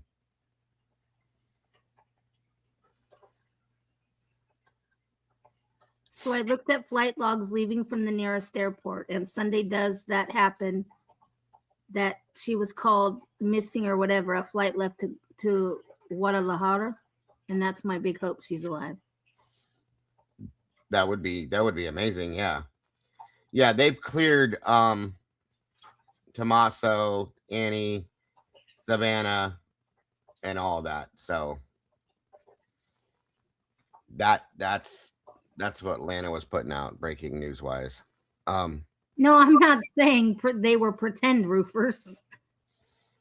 No. Just somebody that was, yeah. If that was true with the camera being put up there, that's what it would. Or somebody just went and put one up, maybe when Nancy wasn't there. Yeah, yeah. That'd be easy to do too. You know what I mean? So that I understand, but this is kind of what Digital expert Morgan Wright. Anyway, let me finish showing this route, the exit route. That's what I was trying to show you. With they saying that this is, they believe the route that the kidnappers took when they left. I'm sorry. I got too many things going through my head at once. Is with us now, CEO and founder of the National Center for Open and Unsolved Cases, also the host and editor of the podcast and Substack Crime Reconstructed. Thank you so much, Morgan, for being with us. I was reading this morning your articles on Substack, and you go into great detail in terms of how the kidnapper was able to escape Nancy's neighborhood that night, and you mapped it all out. So take us through some of the more likely scenarios on how they got out of here and getting to a main road based on what you've observed. Yeah, and one of the obvious questions is, was it a burglary gone wrong or was it not a burglary? And that actually informs then the behavior when you start looking at exit strategies, right? So if it was a burglary that had gone wrong, then you have to ask yourself, under what conditions would abduction be less risky than fleeing the scene? But in any event, when we look at this, so the graphic you see right there, it's really what I did was I took Nancy's house as a point in time, and I said, to get to a main road, which is what you're always going to do at some point if you're wanting to get out of the area quickly, because the longer your time on target, the longer you're on the X, the higher the risk of getting detected by law enforcement. So you get to these main roads, and then what I accompanied that with is continuing to do some analysis. Is there's another technology called ad tech. It's the collection of all the signals that come from your mobile data, your mobile apps. It's collecting advertising data, all perfectly legal, everything that you agree to when you get the app.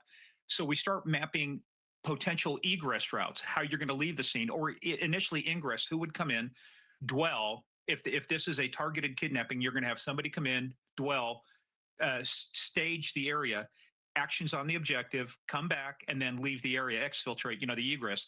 So analyze that all together to say, can we match signals?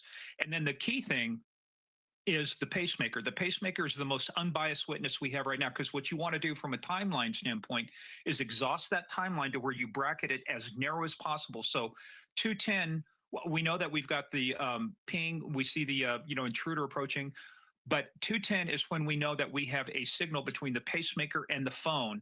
So the question is, at that time, there's only three things that could be possible: heart's beating normal, heart's elevated because she's in duress, or the heart's not beating at all.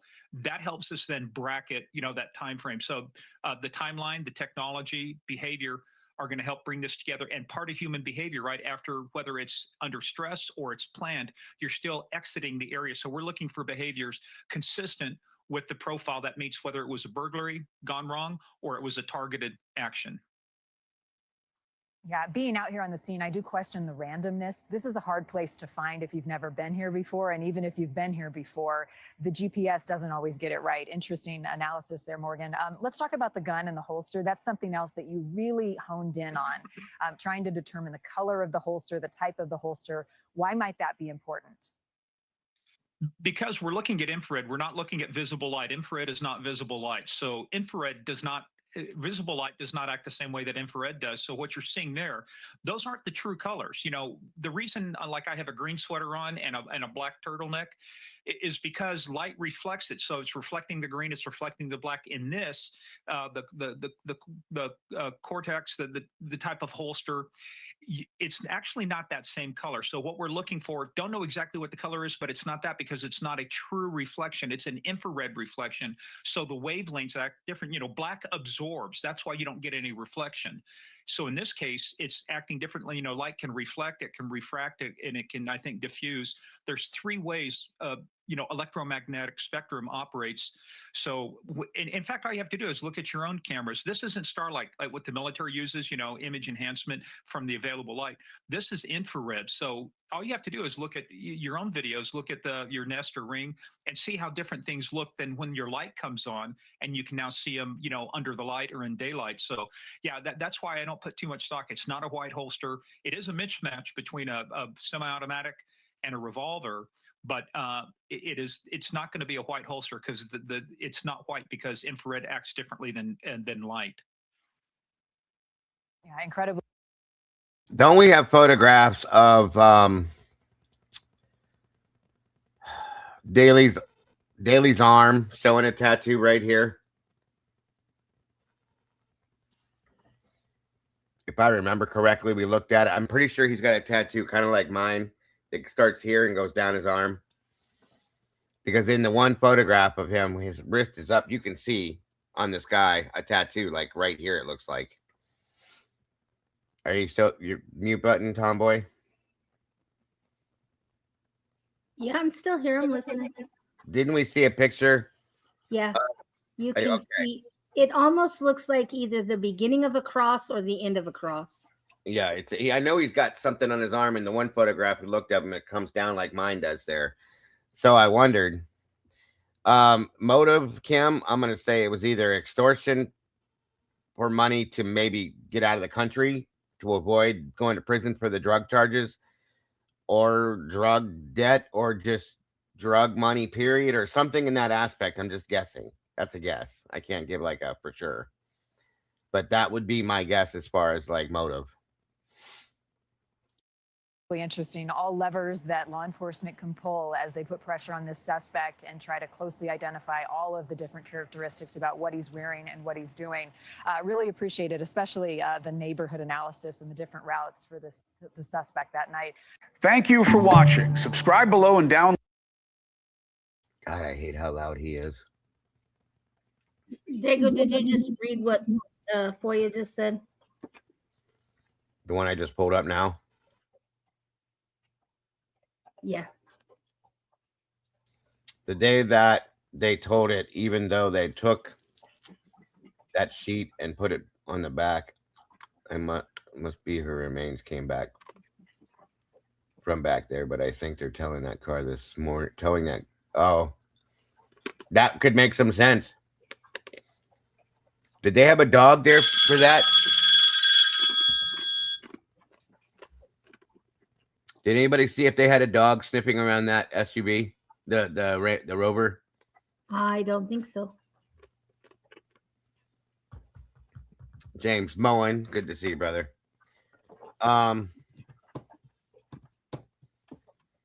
His name is Lucas Daly.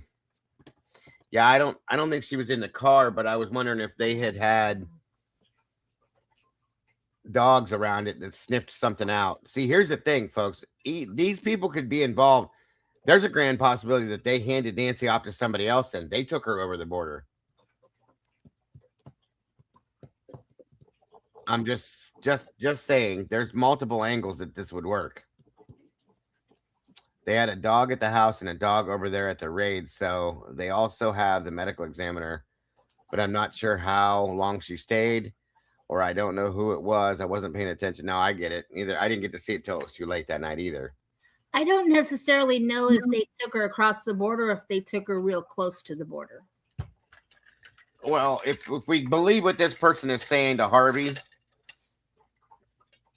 that's why I said that. Just guessing, maybe that they took her over the border.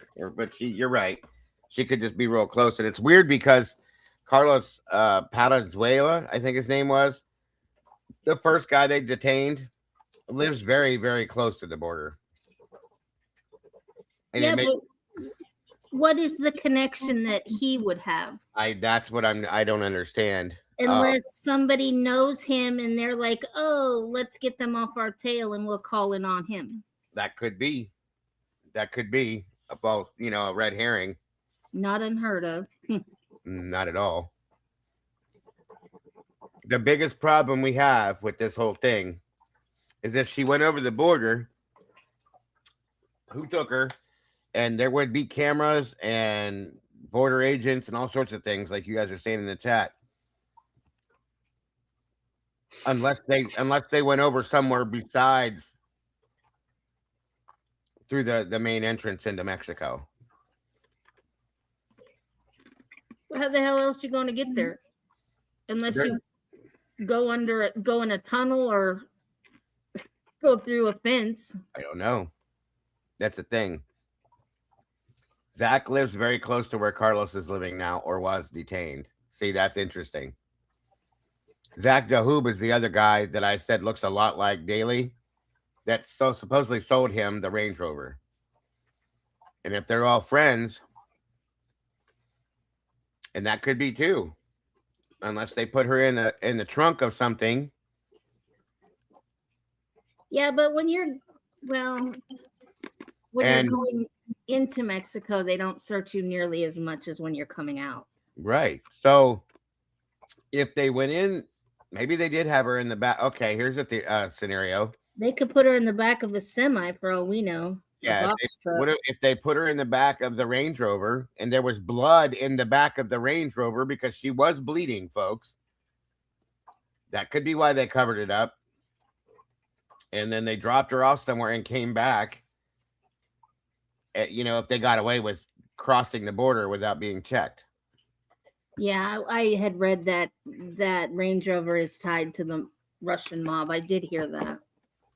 Nah, I don't know about that. I never heard that, but that's interesting too. Well, before you just said that, and I had heard that before too. It's if you look into the background of that MG Motors or whatever. Right. Yeah.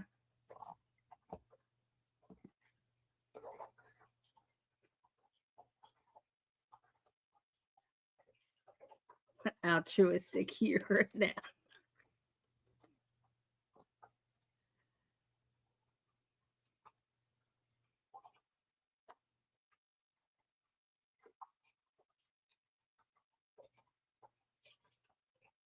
Well, you're right, Kim. They should know by now if there was blood in that car. But again, there's a reason that they held up that sheet or whatever it was.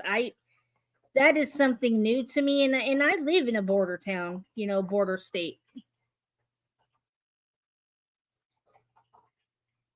And the only time we've ever seen that is if someone's dead.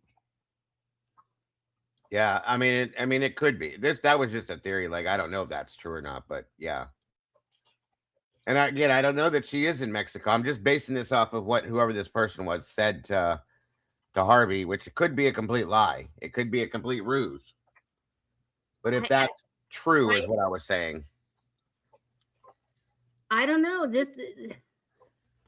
These ones sound a little more legit. Yeah.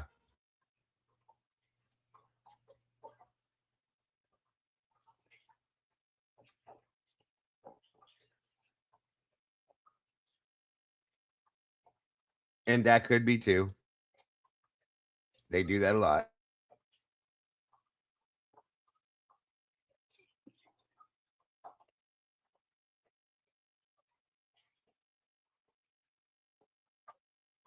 Let me see here. Because the tunnels are so hidden. I mean, they're just in random spots. It's not like you can open a door and say, "Oh, here's a tunnel. I'm going to go in here." You almost kind of have to have connections. They found one in the back, like the back storage room in a McDonald's, an abandoned McDonald's restaurant that led over the. It's weird. Right, but you kind of have to have a connection to somebody. Yeah. Like, if you're smuggling people over there, you know the people that are going back and forth. It's the connection thing. But I have said for a long time, I think in true crime, there's a 6 degrees of separation in almost every case you hear about.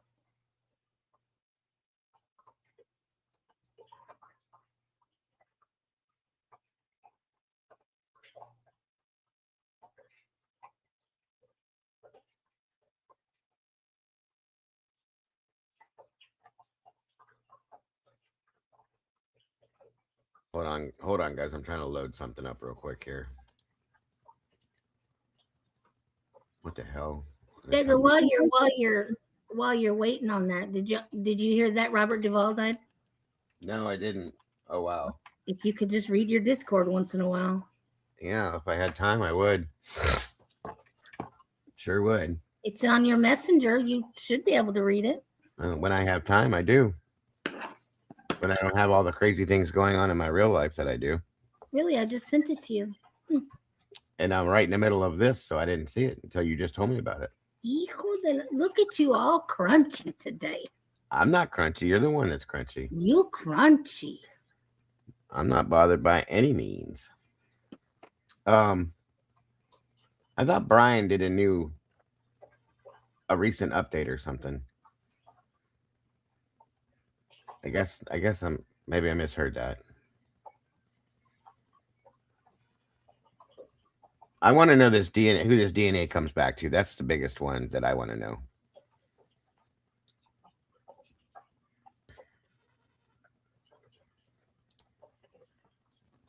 Oh wait, there it is. Hey guys, thanks. Crunchy comes with old age, and he getting old.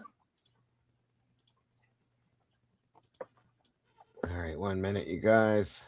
I think this is what I was looking for. Hold on.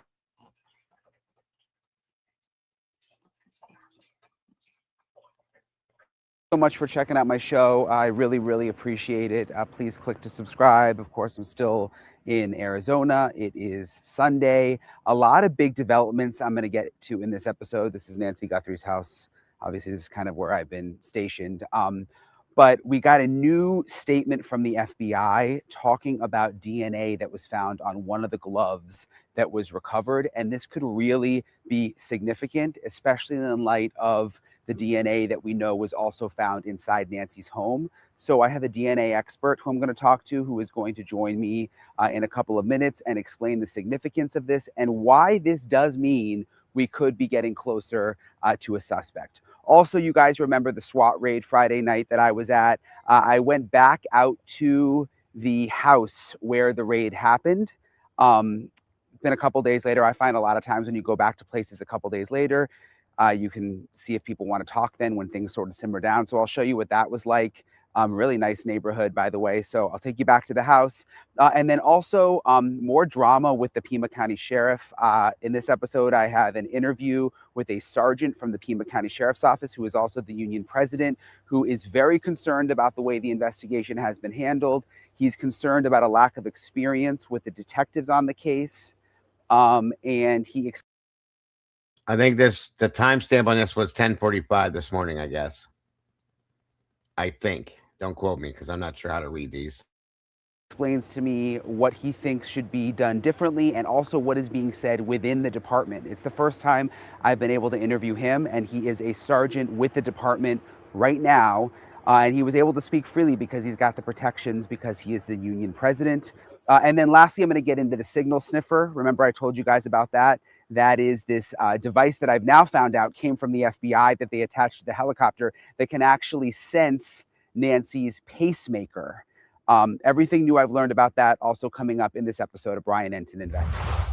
Hey guys, all right, so I want to go over the latest with you on the newest development with the FBI statement involving new DNA on the glove. And first, the statement's a little confusing, so I'm going to tell you what I make of it in a second. But first, let me just read you this new statement from an FBI spokesperson. It says, the gloves found approximately 2 miles from the Guthrie residence in a field near the side of the road were packaged up by the Pima County Sheriff's Office and sent overnight on 2/12, and they arrived at their private lab in Florida on 2/13. The FBI received preliminary results yesterday on 2/14 and are awaiting quality control and official confirmation today before putting unknown male profile into CODIS, the national database unique to the Bureau. This process typically takes 24 hours from when the Bureau receives DNA. Investigators collected approximately 16 gloves in various areas near the house.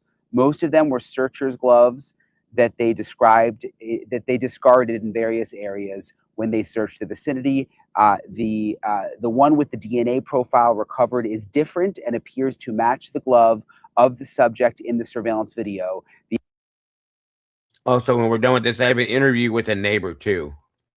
The FBI has and will continue to provide assistance on whatever timeline is provided to us. So the most important line here that I see is the one with the DNA profile recovered is different and appears to match the glove on the subject in the surveillance video. So there is one of the gloves that they have found that is different because they say it actually matches the glove that we see in the surveillance video at the front of Nancy Guthrie's home. And it has a DNA profile on it that they are interested in and that they are going to put into CODIS. Welcome to the Sauce, Minty. Wonderful to have you in the family. We appreciate you very much. I hope you enjoyed here. Thank you so much for joining us. So that is pretty significant. And remember, a lot of people are saying, well, how do they know exactly if the glove matches based on that video that we've just seen from the front door? They could have more video that we just don't know about. Nancy had other cameras, and they may only be releasing publicly the video from the front camera, but they very well may have been able to get video from the other Google Nest cameras that Nancy had. I am told she may have had one more, and maybe that also picked up video of the suspect. I don't know, but if it did, that could be another way that they're able to get a close look at the glove. So this is significant. The other thing that stood out to me is when they said that some of the other gloves that they found were from searchers that had discarded them in various areas. My apologies, you guys. I thought that was muted. So sorry. I mean, that just kind of surprised me. You would think that the search crews would not be just discarding their gloves outside, especially since it appears most of the searchers have been either deputies or FBI agents. And I will say I've seen some photos of some of the law enforcement out searching with these black gloves just like hanging out of their back pocket. And I noticed it because I thought, gosh, those could just like fall out of their back pocket. And then would someone pick that up and think that that was a glove connected to the case? So that part kind of... My apologies for the echo too, you guys. And yes, I do. I eat ice. It helps my anxiety when I get anxious about stuff. So my apologies again for all of that. So sorry. Kind of stood out to me.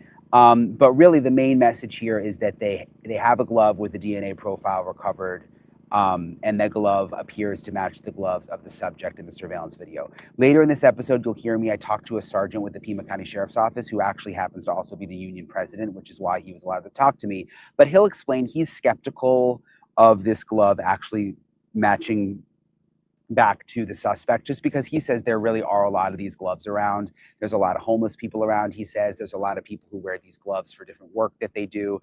So he was skeptical, but you'll hear why he says that a little later in the episode.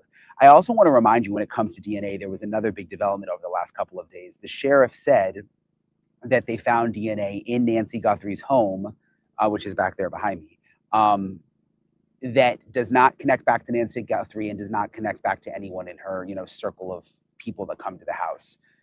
So that to me is almost more significant than the DNA found on the glove, because that really could be the kidnapper's DNA. The bottom line is they're getting DNA now in from different places, not to mention, remember the search warrant they did where they likely swabbed people for DNA there too.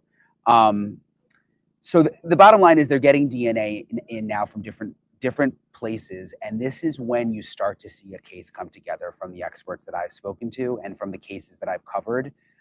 This is when DNA experts can really go to work and they can start comparing different pieces of DNA that came in and start trying to make connections. So I get the sense that things might really start heating up over the next couple of days based on some of this new information that's coming out. So again, I'm going to get to my DNA expert here in a minute, but I wanted to get through some of the other big headlines for you, and she'll actually explain how significant this is. Something else. So remember Friday night, I was at the SWAT operation that happened where they went into the house. They pulled a man and a woman out who I'm told were mother and son. And then they also pulled someone over close by as part of the same operation. And we're told the... Okay, so this is where if he goes to that house and it was before the tow happened, I think we'll be able to see the vehicle then. No arrests made. It was all connected to the Nancy Guthrie investigation, but I'm told by sources not to just discount all of this, that there's still very much an investigation happening behind the scenes, that they served this federal search warrant, and that... And I told you guys yesterday when Brian gave his update, he had went back to that house. He said nobody was home at that point, but he went back there. I said, there's a reason why he's going back there, because he gets inside info, I feel. He knew to go back there to this house for some reason, in my opinion. And I think we're kind of figuring it out now. He knew yesterday. So at that point, I'm telling you, this is probably why he did this.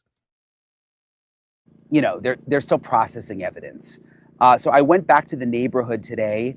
I hadn't had a chance to go back since I was there when it was dark out, and I wanted to see what it looked like in the daylight. And I also wanted to go up to the door and see if anyone was home. So take a look at this. So this is my first time back in the neighborhood where the SWAT activity was on Friday night. I was here, it was obviously dark, and then I got so distracted with all the other developments of the weekend. But this is what the neighborhood looks like. It's a pretty nice neighborhood. It's interesting because again, it was so dark when I was out here. It's interesting to see it all in the daylight. This is the house here that the SWAT activity There it is. happened at. And it's pretty quiet around. I'm gonna go to the door and see if anybody is home at the house. Right there. That's the vehicle they towed. That's the Charger. So it's not wrecked. It just had the tarp on the front. It looked more smashed in. That's why I thought it was blue. So this car has been towed since. He did this yesterday, I believe. This is the vehicle that belongs to Kayla and Lucas. Or I think they both own it, but I'm pretty sure. It might be hers, but I think they both owned it, in my opinion. But yeah, this was before they towed it.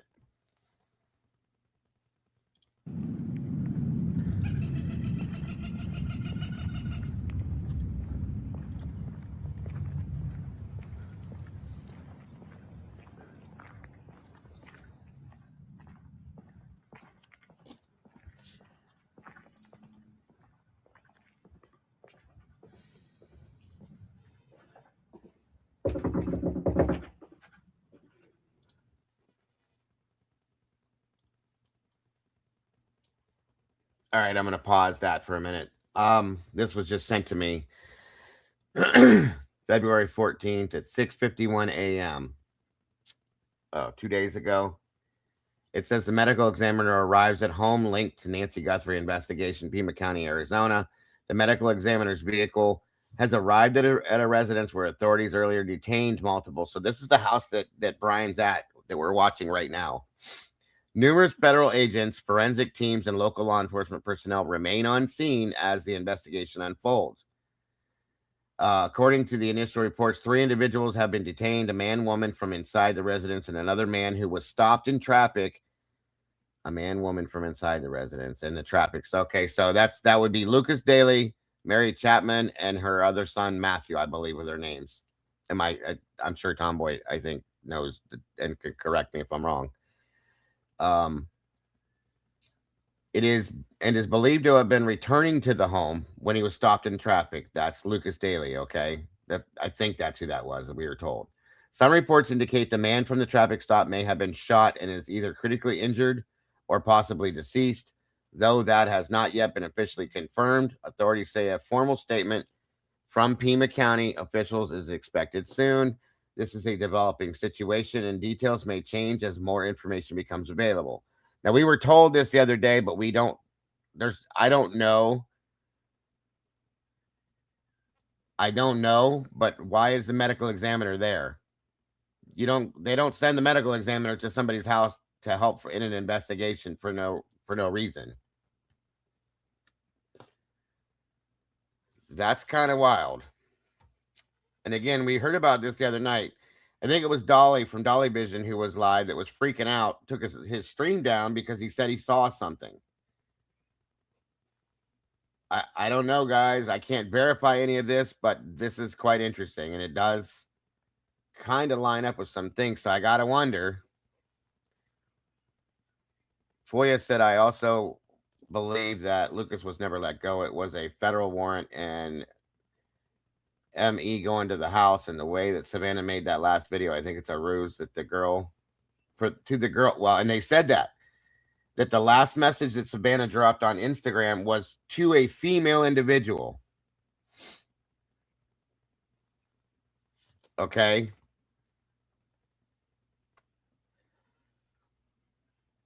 It's a ruse to the girl to come back, and that's why she said, okay, and we'll play that message from Savannah back one more time. Yeah, Dolly saw an accident, and it has it explained on this page, but this is the house Why did the ME go to the house? This is weird. That's interesting. Thank you, Molly. That's what I'm trying to figure out, is if there was I guess there's a video with this person's post somewhere. I'm gonna have to go to that channel and look and see if I can see a picture of an ME van or something like that.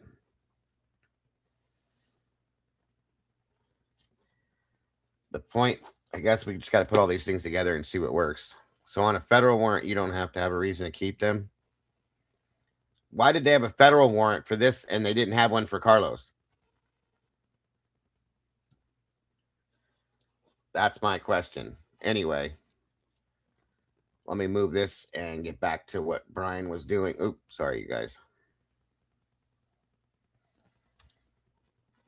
Move that too. Sorry. What am I doing here?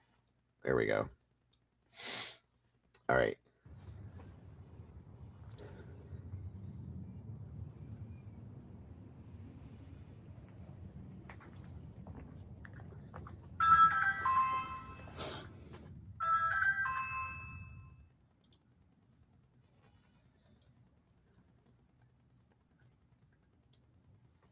Doesn't look like anybody's answering.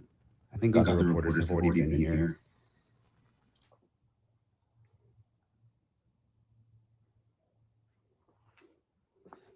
Not sure if anyone's home, although there is a car. Oh, hi, we'll be right there, it said.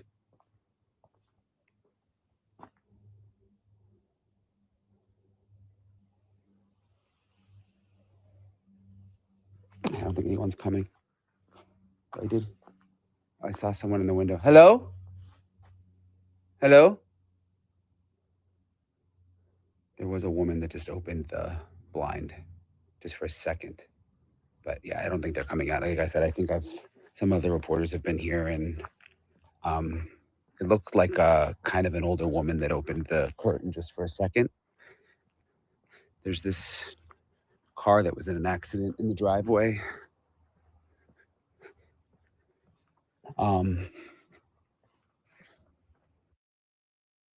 Okay. Here's a little bit of the wheels turning in my head again. Do we remember when Carlos was being followed and he was pulled over? What he pulled over for them? Do you guys remember the type of vehicle that they were in? Anybody? Are you still here, Tomboy?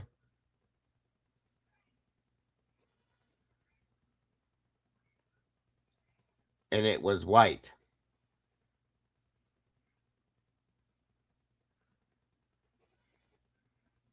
What is that right there?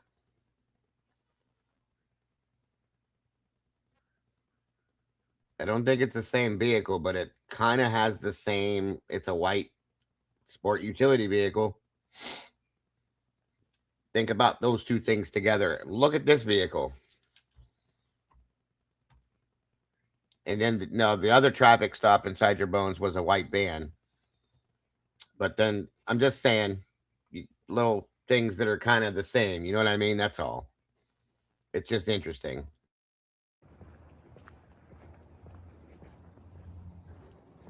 But yeah, so this is the neighborhood. It's a pretty nice neighborhood. Kind of reminds me of Nancy Guthrie's neighborhood a little bit. It's about 2 miles away, but the houses are much, much closer together, and they're out closer to the road. In Nancy's neighborhood, there's obviously a lot more like shrubbery and cactuses in the front. So I'll go back to that house again. I find just with my reporting that sometimes when things cool down and all the other reporters leave, and if I kind of forget about something, that's the best time to kind of. I know it wasn't a Rogue. What I'm saying is it's a white sport utility vehicle, which was the same thing that Carlos Palazuela was in too. To swoop in and try to talk to people. So I'm going to check out the house again and just keep an eye on that whole situation, because again, while there were no arrests, I'm told that there's still activity happening behind the scenes. Something else I wanted to update you guys on, if you follow me on Twitter, I've talked about this signal sniffer, which I confirmed that I actually have video of this helicopter. We saw it last week. It was the Pima County Sheriff's Office helicopter that was hovering very, very low over Nancy Guthrie's house, and then hovering low over the side yard and the backyard and just different areas around the house. But it was peculiar because I haven't seen search and rescue helicopters hover in one place that low for extended period of times. Like it would stay in one spot for like 3 minutes and then move, but again, very, very low. And I am told that there was a piece of technology on the chopper that was sent in from the FBI called a signal sniffer. And it's a new kind of technology. It's pretty top secret in many ways. And they attach.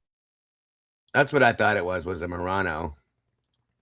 To a skid of the helicopter, and it could actually sense Nancy Guthrie's pacemaker.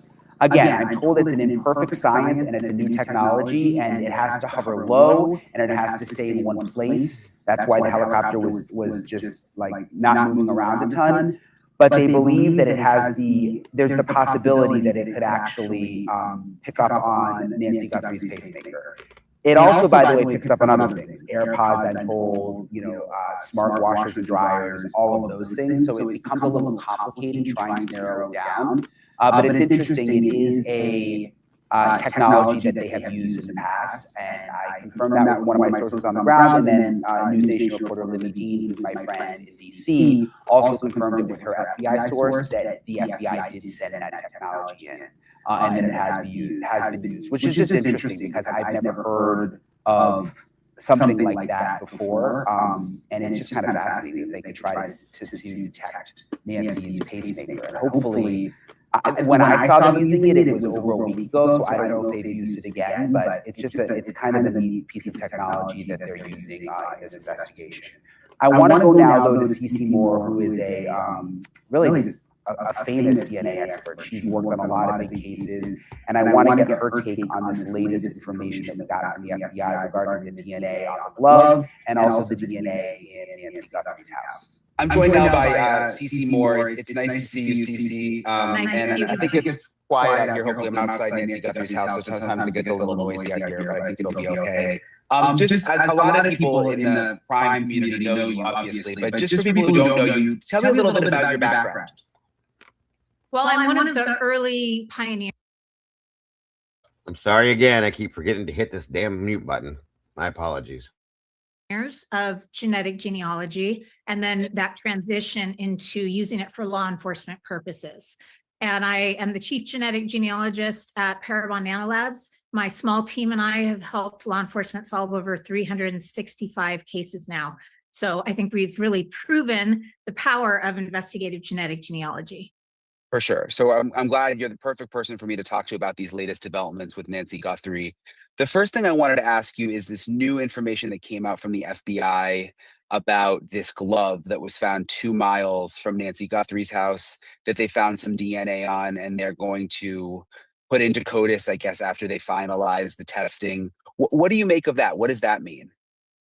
You know, it's interesting to me that they've agreed to put it into CODIS, because that usually means that they feel fairly confident about it. They have very strict guidelines about what DNA is allowed in that database. So that leads me to believe that they have a reasonable belief that it could be from the crime scene. However, being 2 miles away, of course, I would obviously use great caution in coming to conclusions about who the suspect is just based on that alone. We've had a lot of cases where we have analyzed things like gloves and like other items in or near crime scenes. And of course, when you're doing that, it really requires that there is a lot more caution used, because it very well could be an innocent person. Yeah, and a lot of people use those black gloves for different jobs. And like you said, the fact that it's 2 miles away. The sheriff also said that they found DNA in Nancy's house that is not, that doesn't connect back to Nancy and doesn't connect to anyone really within her circle. Because apparently they've swabbed, you know, like the workers that have gone in and out and the family members and stuff. That to me, is that significant? To me, that's much more significant, because we know that's tied to the crime scene. Of course, it still doesn't guarantee that it is the suspect. DNA can last a long time depending on what the form is of that DNA. I've worked cases where we analyzed a drop of blood and it ended up being someone who'd lived in the house 2 years earlier. And of course, we know Nancy has been there for many years, decades. So she should have a pretty good idea. I mean, her family should have a pretty good idea about who has been in and out there. So that helps a lot. I am very optimistic about that part of it, much more so than the glove. And I think that if they really do have that alien DNA there, that DNA that they are not able to tie to any known person, that could very well be the answer to this case. And I'm told that with some of these people that they've been questioning, you know, they've done some search warrants over the last week, that they are swabbing them also for DNA. Yeah, it makes perfect sense. How does that work? So what, then they will go and compare that to what they found in the house, or how does that work behind the scenes? Right. So that is using the traditional law enforcement DNA analysis that they have used for decades in cases like this. So that's just a straight profile, one-to-one comparison. Do any of those individual match any of, and does the DNA profile from any of those persons of interest match any of the DNA that was found in the house? If they did, that's obviously huge. Even if it matched that glove, that could be really telling, right? Because that's unlikely to be a coincidence then. That's not something that they would need to use genetic genealogy for. So that is just the traditional type of testing and comparisons. How long does it take to get results for something like that? Like if they go and do a search warrant and swab someone, how quickly could they know if it connects back to the DNA on the glove or the DNA in the house? Well, that could be very quick because there's such a thing as rapid DNA now. And I'm sure they are using it in this case since it is so timely. And with those, you can create those law enforcement profiles, the type of DNA that's entered into the CODIS database, very quickly, almost immediately. And so that's something that they should have results on extremely quickly. And when you say quickly, is it like hours even? Yes, hours. Okay, so I'm just thinking because this latest raid was on Friday night. It's now, when we're doing this interview, it's Sunday. There have still been no arrests. So maybe they've already gotten the results by this point. They may have. It just depends what technology they're using. Typically, it would take, I'd say, overnight, a full day if they're using the traditional crime scene analysis. But if they're using one of those rapid DNA analysis machines, which I would be very surprised if they weren't, that is very, very quick. So they would already have answers to some of those questions, I imagine. If they've sent everything so far to this lab in Florida, which the sheriff's department uses, if they do a swab of someone here, do they then have to send it to that lab? Or can they do something here where they just compare it? They could do something there if they have the rapid DNA machine there. So the private lab, the outside lab, is going to be most useful when it comes to creating a SNP profile, which is what we use for genetic genealogy. Many labs, including crime labs, the FBI, many others, are able to create that traditional STR profile, that short tandem repeat profile. That's what law enforcement has used for decades. That is what they use to charge someone with a crime and eventually convict somebody with a crime. And so there's a wide capability to do that. So they could have sent it to their own crime lab there in Arizona. They could have sent it to the FBI for that, or they could also have DNA Labs International in Florida working on that part of the case. That's a much more quick process as compared to creating the SNP profile and trying to perform genetic genealogy on it. Yeah, when I think of genetic genealogy, I think of the Koberger case, which I think is the first time that a lot of people had ever heard of that. Is it essentially where they go? Well, tell me could they use it in a case like this? Oh, absolutely. In fact, I've been waiting for that to happen, just hoping that there would be DNA found that was not tied to any of the known individuals from the home, because that will solve the case if nothing else does. It's just a matter of time then. If they have that DNA, that person who left that DNA will be identified. So the stranger's DNA in the house, they could figure out who that person is, even if absolutely, yes. Just they could come up with it almost out of nowhere. Even if none of these others. It's a lot of work. Yeah, it's not out of nowhere, but it is a highly reliable method of reverse engineering somebody's identity just from their DNA. So if someone leaves their DNA behind at a crime scene, then they absolutely can and eventually will be identified through investigative genetic genealogy. What is going to determine how long that takes is what population group that person is from. So if their ancestry is from Latin America and they have recent immigrant ancestors, it'll be much more difficult to identify that individual. So it could take a lot longer. We have a lot of those Hispanic cases, and they tend to take weeks, months, or years compared to somebody who has deep roots in the United States and primarily Northwest European ancestry. Is that because if you are Hispanic and your family just came here recently, you're not in as many databases? You don't have distant relatives in as many databases?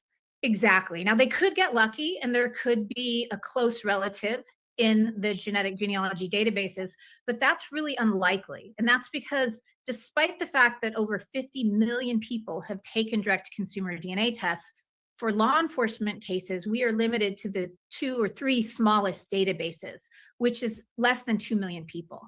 And I'm hearing a lot of misconceptions out there. People are saying they can use Ancestry, they can use 23andMe. That is not true. Ancestry, 23andMe, and MyHeritage, the 3 largest consumer DNA databases, have barred law enforcement's use. And there are 2 well-known databases, GEDmatch and Family Tree DNA, that have agreed to. Gee, I wonder why they barred law enforcement's use. Interesting. Work with law enforcement. And then there's a new nonprofit called DNA Justice that's much smaller, but it can also be used. And so those are the ones that they will have to work in unless they can serve a successful warrant on the larger databases. Now, if I was Savannah Guthrie and her family, I would be begging management at Ancestry, 23andMe, and MyHeritage to allow the genetic genealogy profile to be compared in there, because it would be a much more straightforward and quicker identification that way. But so far, they've been very, very resistant to that, even though studies have shown that 91% of the public is in favor of using genetic genealogy to identify this type of criminal. I'm so glad you explained that, because I didn't know that. I just assumed that you had access to all of them. I didn't know I wish. that. We'd be solving thousands and thousands and thousands of cases. Every day we would be solving a case, because if, for instance, you're adopted now and you want to find your biological family, you can compare against 50 million plus profiles, and you can almost always find that family quite quickly. And I used to work adoption cases back when we had a tiny database. So working law enforcement cases now is like stepping back to, say, 2014, trying to find somebody's biological family.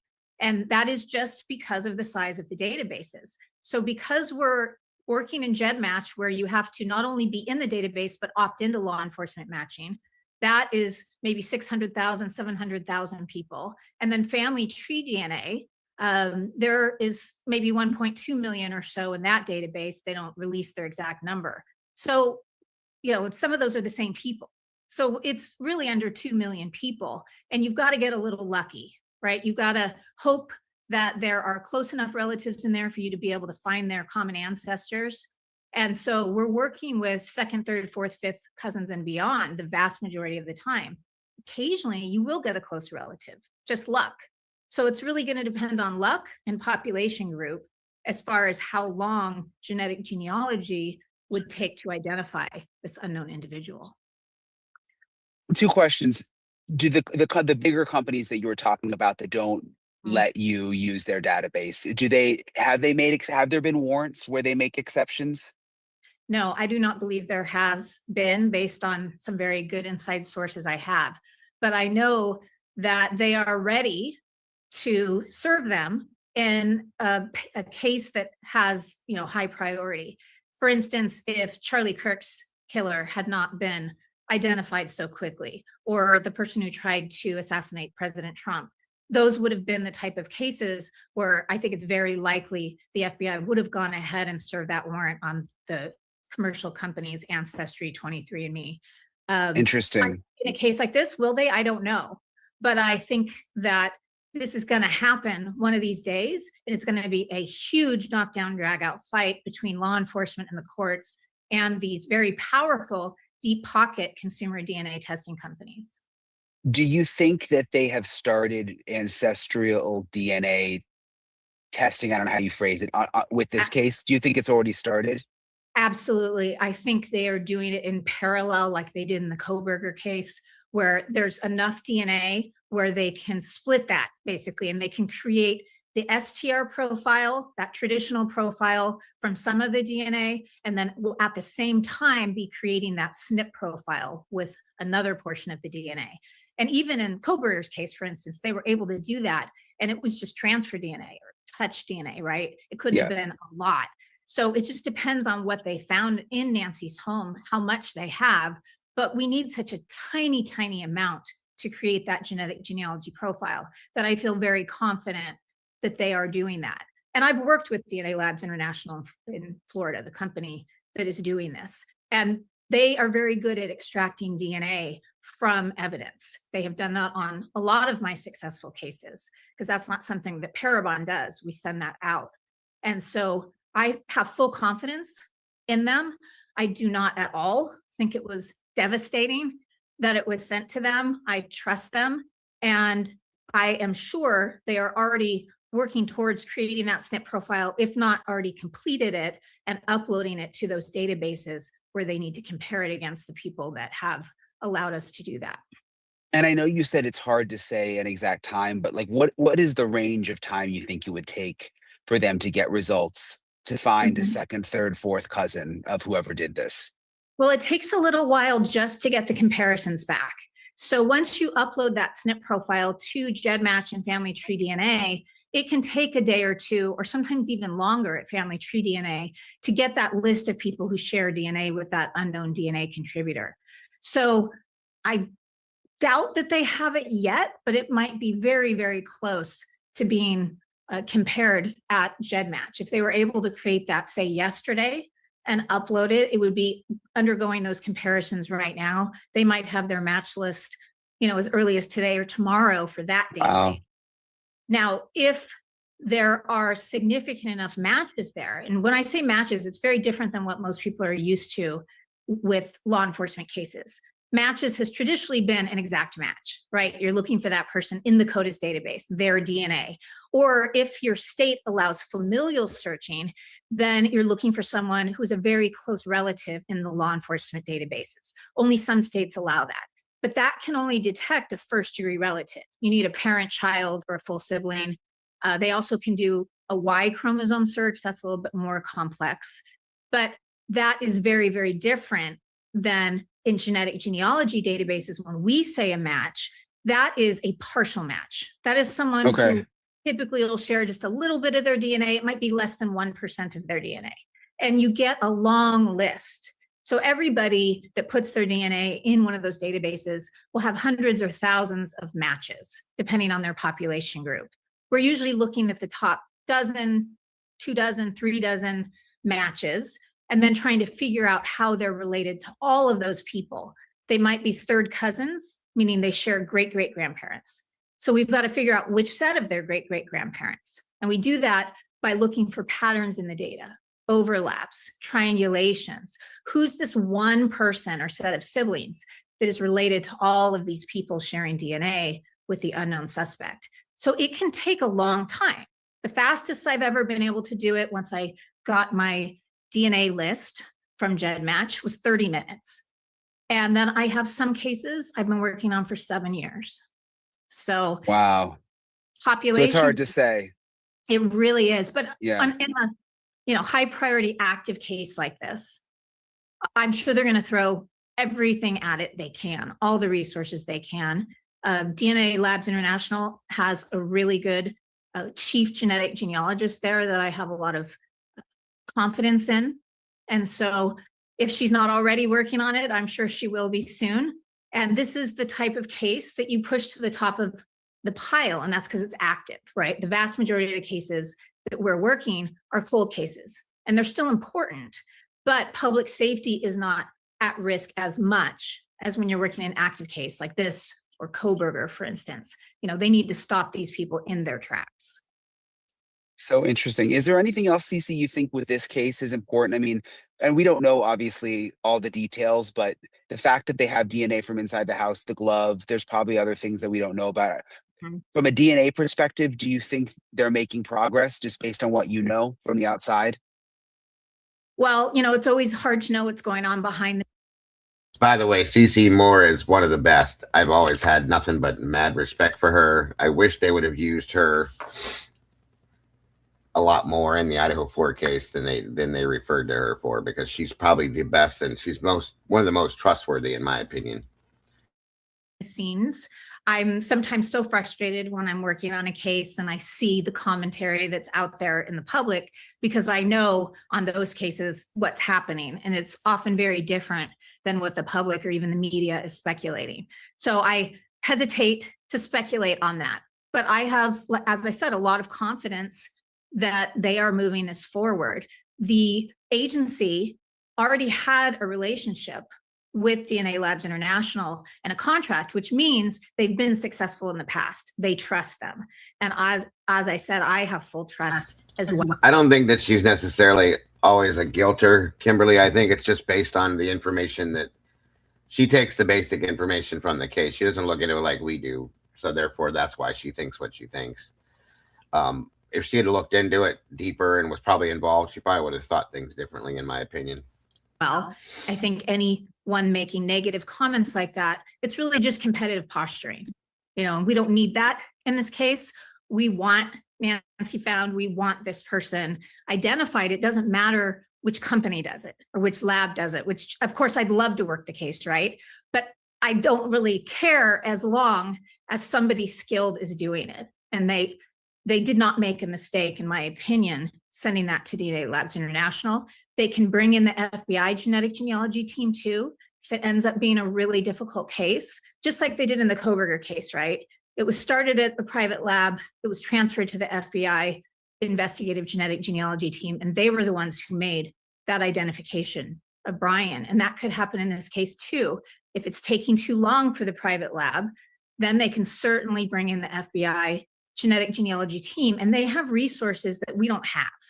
And so sometimes, especially in these immigrant cases, Latin American cases, we have had the FBI come in and take over cases, and they were able to identify that person using resources we didn't have, like border crossings, right? Immigration records, things that we wouldn't typically be able to access, because as genetic genealogists outside the government, we are just working with public records only. We don't have special law enforcement access. We just have access to what everyone else has. Actually less, since we can't use the big databases like you could if you were researching your own family.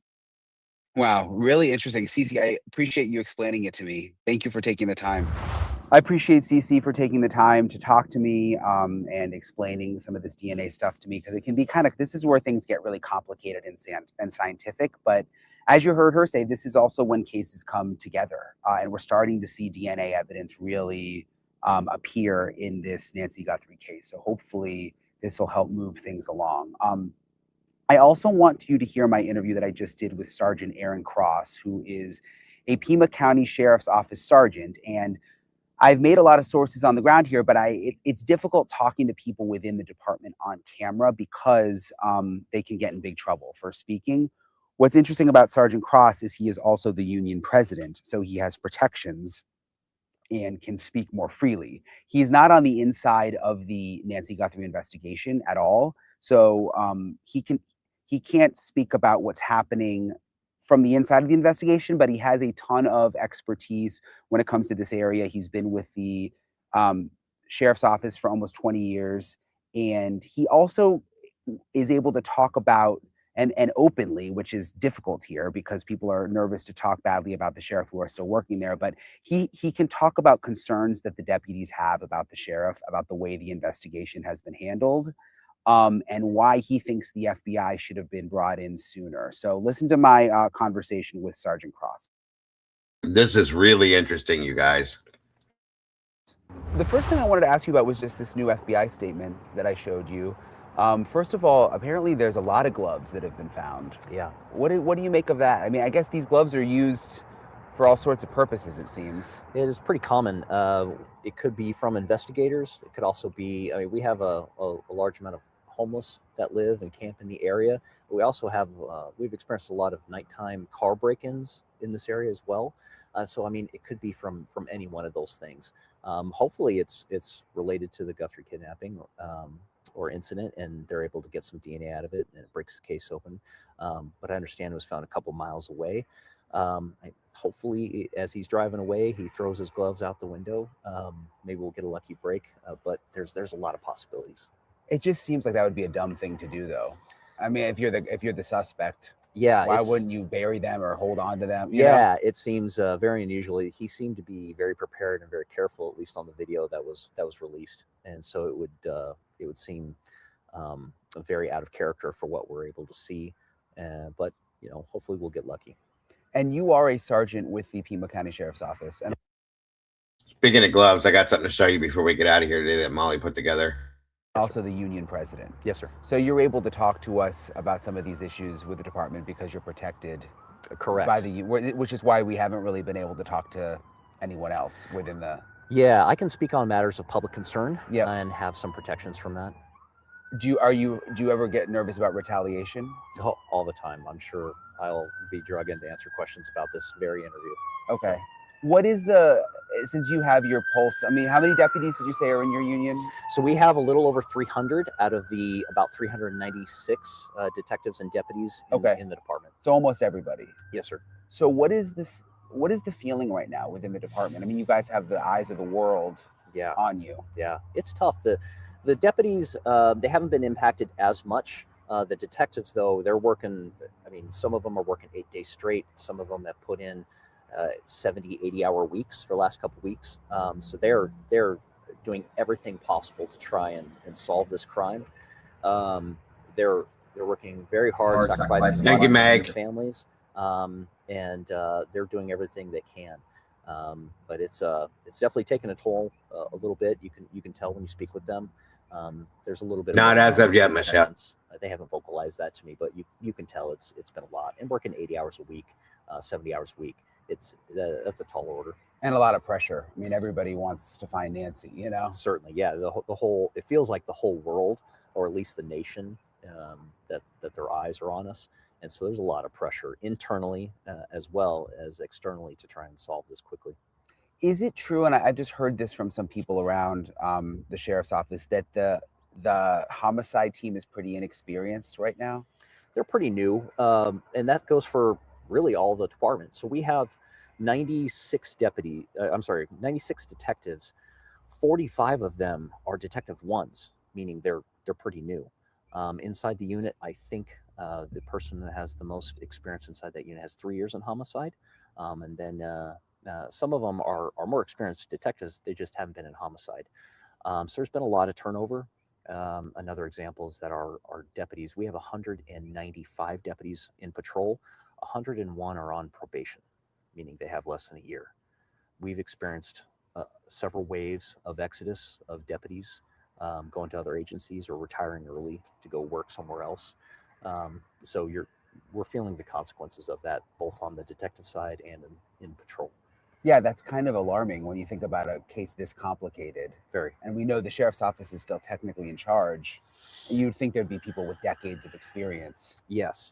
And if this case happened 10 years ago, we would have a lot more experience to handle it.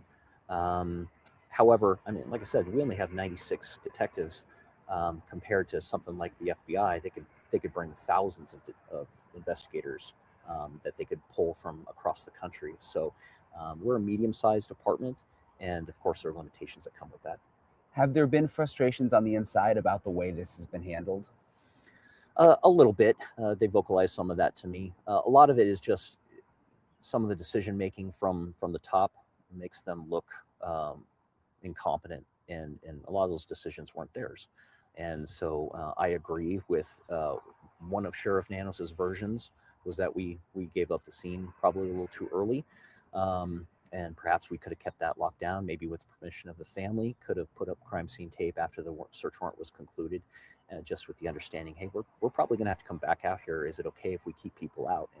And see if the family would have agreed with that and put up that security to keep people away, just to just to maintain that crime scene as pristine as possible.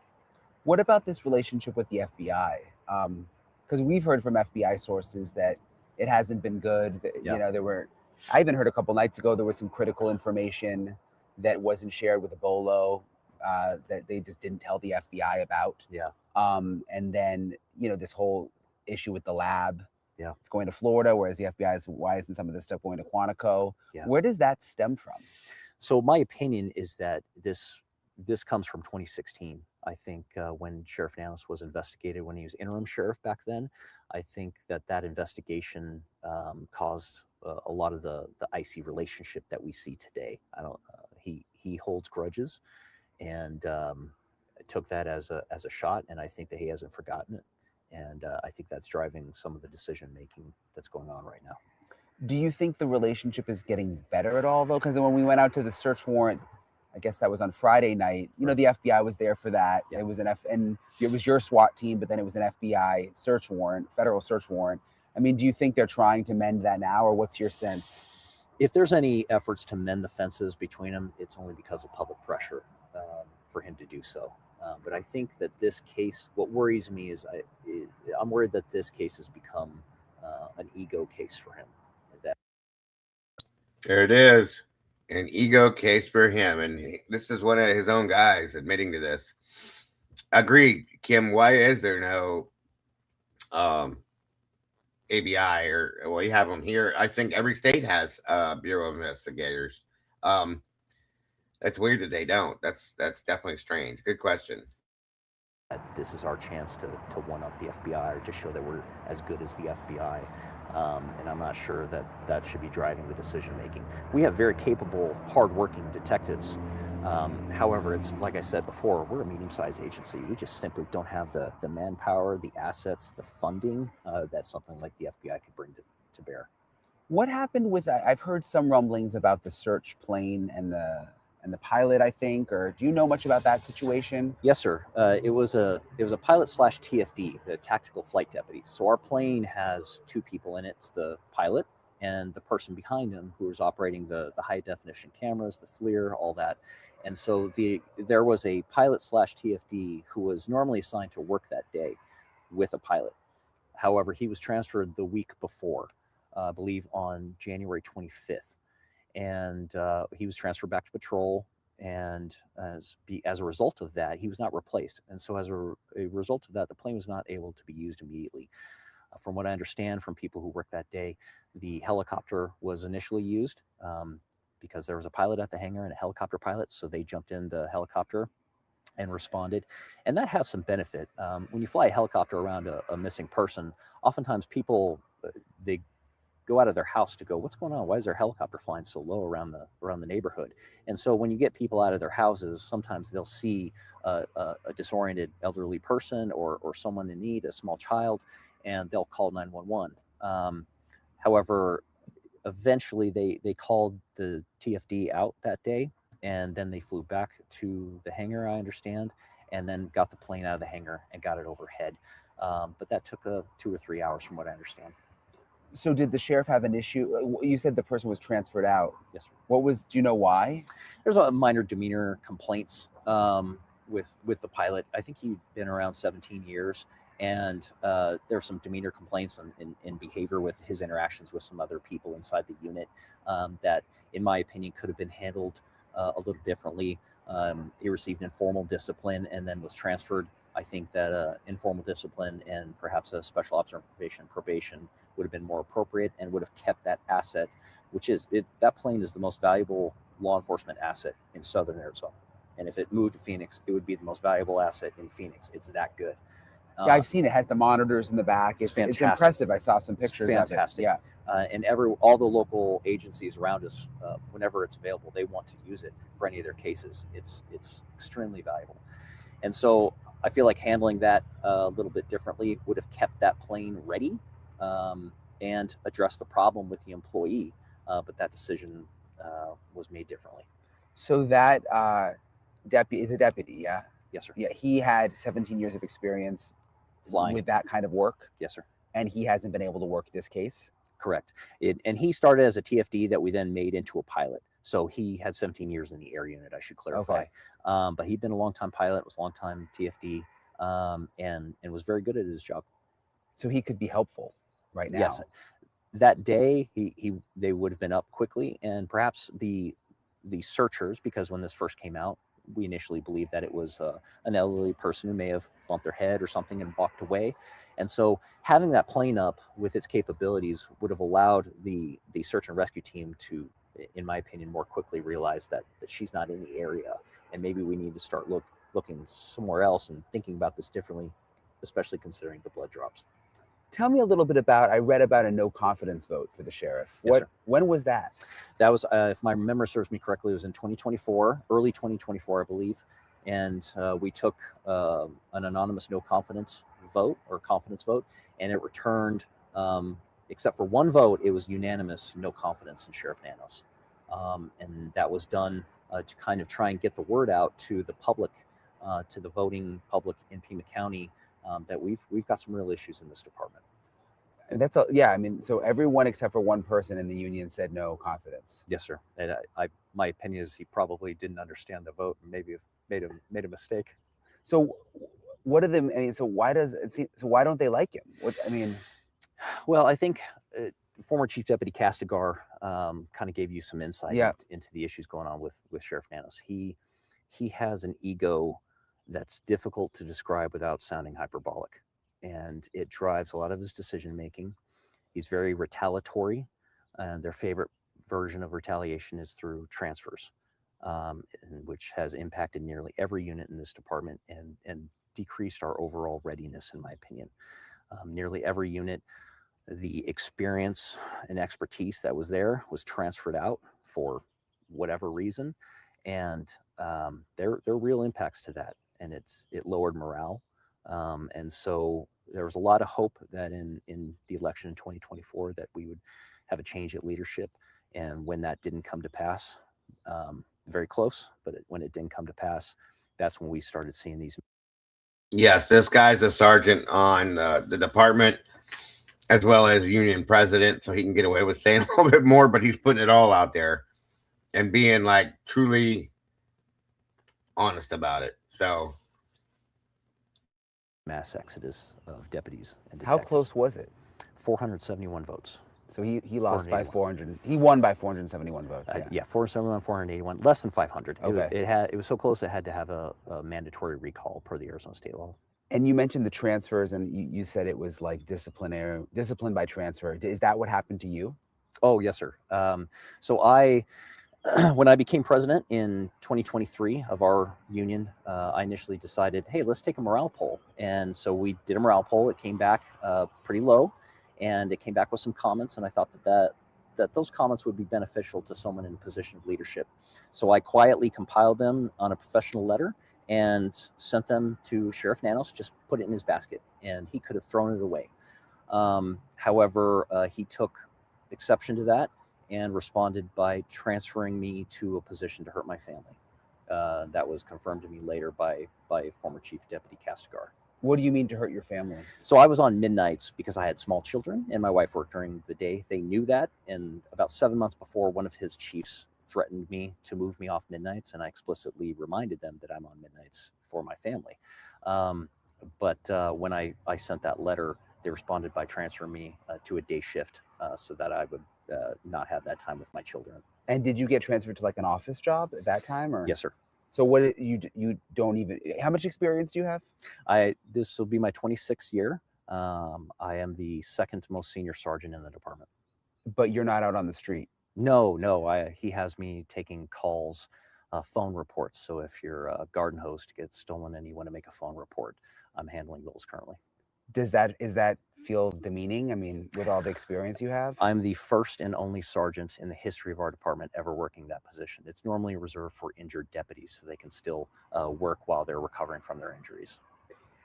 So I've covered, I've interviewed unions before, like with a lot of different things. And a lot of times the unions don't like the boss. Yes, sir. Or it's about pay. Yes, sir. So that's not uncommon, but is this different, do you think, than other places where Because the unions always seem to have some kind of issue. You know Yes, what sir. I mean? Yes, sir. Yeah, I agree. And oftentimes you do hear of unions are always lobbying for increased pay. And Yeah. certainly we lobby for that as well. But no one came to the Pima County Sheriff's Department because they were going to get paid the most. However, I have a theory that you can either pay your employees poorly or treat them poorly, but you can't do both and expect them to stick around. And that's where we're at. And our pushback against leadership inside this department, I believe, is a large reason why we've grown so quickly.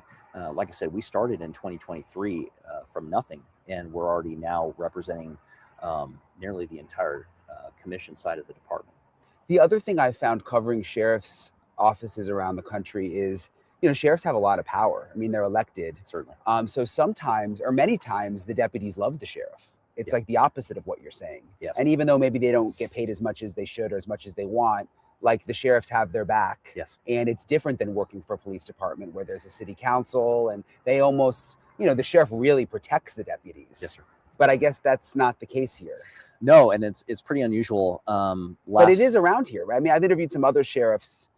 It seems like other sheriffs are really liked. Yes, sir. And the counties that are next to us, their sheriffs are very popular. Pinal County is a great example. They're directly to our north, and their deputies adore their sheriff, from my understanding. Ours is different because of how he runs the department and the retaliation that they do to the deputies that speak up or even perceived to be against Nanos, or even he heard them say something against him. Because of that, we had a couple dozen of them protest with me against the sheriff during the last race. And I am unaware of any other instance where deputies protested against their sheriff for an election race. But it happened last time. But it wasn't without risk and fear. A lot of those guys did it while wearing masks, just to protect themselves from retaliation. Yeah, that's unusual, huh? It is. The situation inside this department I would describe as is very unusual. So the whole world is watching now because of Nancy Guthrie. I mean, do you think all of these issues that you've described have had an impact on the investigation? 100%. 100%. The experience level inside our CID, like I said, they're hardworking people, but everybody needs mentors. I cannot imagine starting as a new deputy or when I was in as a detective and not having mentors to help me out. You need that. They make you better. And when you have questions or when you have a high profile case, they're the ones that you want to go to. But from what I understand and what I'm being told, there's not a lot of that right now. Like I said, we're a very young department. 45% of our commissioned deputies and detectives have less than 5 years on. We're very young. And I'm going to tell you, there's your reason right there, because the sheriff doesn't seem to know how to do things the right way. This is sad. Because of this turnover, and it's having a real impact. And when we need that expertise, that seniority the most during high profile incidents like this, they're simply not there. So I believe it is having an impact. Couldn't the sheriff have said in the beginning, look, this is a complicated case? Even the FBI experts around the country have said, we've never even seen anything like this. I mean, they've never seen a kidnapping like this. Couldn't he have said, we're going to hand this over to the FBI because this needs another level of expertise? I don't think that would have made him look bad. No, I think they could have still helped and assisted and been a part of it. I agree. I think the right decision, and there's also different aspects of this as well. By deciding early to turn this over to the FBI and us take a supportive role to them, I think it would have been the best decision, in my opinion, for the Guthrie family, but also for our detectives and Pima County citizens. Like, from what I understand, the entirety of CID is being tasked with helping on this case. All of them. They still have other cases that aren't being worked as well as they could be. And the bad guys aren't giving us a break because we're working this case, hoping to find Nancy. The calls and the crimes are still coming in. They're still happening. So these cases are getting put on the back burner from what they otherwise would be if this was turned over to the FBI, who could use their massive assets resources and personnel to work it with us in an assisting role. And then we could also then go back to a normal order of business to some extent and work some of these other cases that are happening in Pima County. Yeah, that makes sense. Is there anything else I'm leaving out that you think is important that people should know? I mean, because again, you're in a unique role where you can speak. Right. And we have a hard time, getting information out. Yes. Because people will get in trouble. Yes, and that fear is real. The fear is very real because they know what would happen. Again, I just want to reiterate that our detectives, they are busting their butt to try and solve this case and find Nancy and try and bring her home, hopefully safe to her family. They're putting in tons of hours and burning the candle at both ends. And so I just really like to take the opportunity to thank them for all their hard work. They're great guys, and we'd like to just convey to everybody that please don't hold us accountable for some of the decisions made by our leaders. We're trying. Great. Thank you, sir. Thank you, sir. Appreciate Nice your to meet time you. very much. Thank you. I really appreciate Sergeant Cross for talking with me. And I'm going to stay in touch with him. And it's interesting kind of getting the backstory of what's been going on, according to him, at the sheriff's office. Because,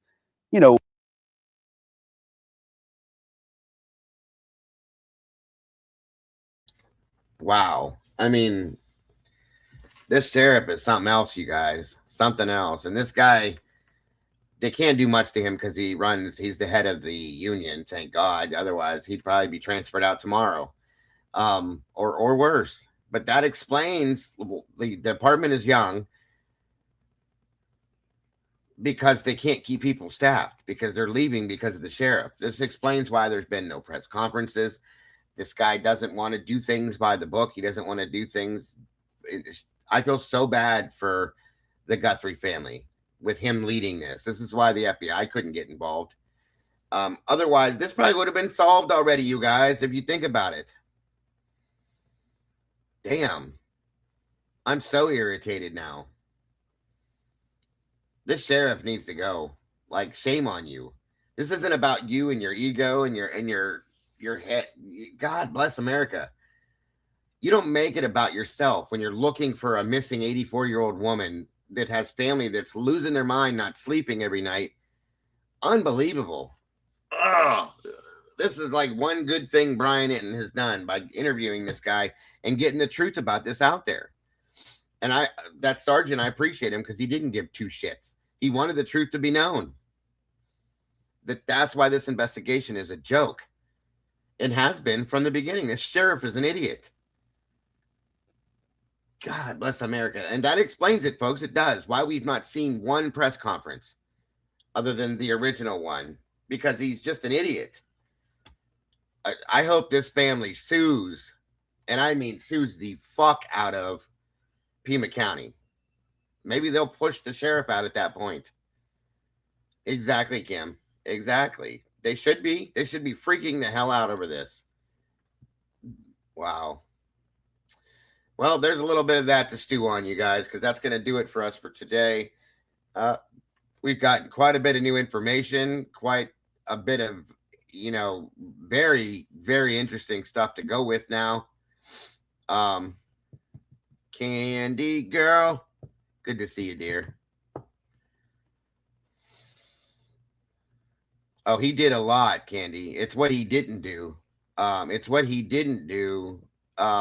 the worst part of it. The guy holds grudges. He's all about himself. He's more worried about what's going to make him look good or bad instead of worrying about the case and stuff like that. So, Jesus.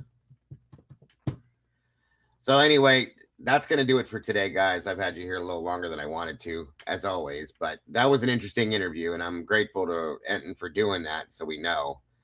I haven't seen it, Heidi, but I'll go look for it. But like I said, yeah, we definitely got some new information today, some things to go with. I kind of have built my own theory in my mind now, even stronger than the one that I thought I had. This was a good update, guys. Truly, truly, honestly, a good update. And I'm thinking that what is today, Monday, probably by the end of the week, we may be able to see, hopefully, I'm hoping at the minimum by the end of the week, some changes and something good maybe come from this case. I hope. So anyway, that's going to do it, guys. Thank you for Tomboy for joining me. Appreciate you very much. And I hope you guys have an amazing rest of your day. Don't forget, folks, I will be live tonight with Devil's Advocates for Crimes After Dark, along with Bronx Tales True Crime. You don't want to miss that show. 9 p.m. Eastern Standard Time. I'm looking forward to that. And tomorrow I will be joined, by the way, at 2 p.m. Eastern Standard Time, I do believe, as long as everything goes right, by the Custody Queens. And we're going to delve into what their thoughts and feelings are. I think Ron Funk will be joining us as well. Custody Queens and Off the Clock with Ron Funk, their attorney associate. And we're going to be delving into the WSU lawsuit, as well as how it could possibly change the Brian Koberger case. We're going to have a great conversation there. Again, 2 p.m. Eastern Standard Time tomorrow. Don't miss out on that. It's going to be a great show. Thank you all for joining me. Thank you to my mods. Thank you to the Last 24, Mike on the mic, my executive producer, my videographer, Molly. Speaking of, I got to show you this video before we get out of here that Molly put together. It's all about with all this glove craziness. This glove craziness. We're going to end on this, you guys. Man. But thank you again for all of you as we fade out today. Check it out, guys. Thank you, Molly, as always.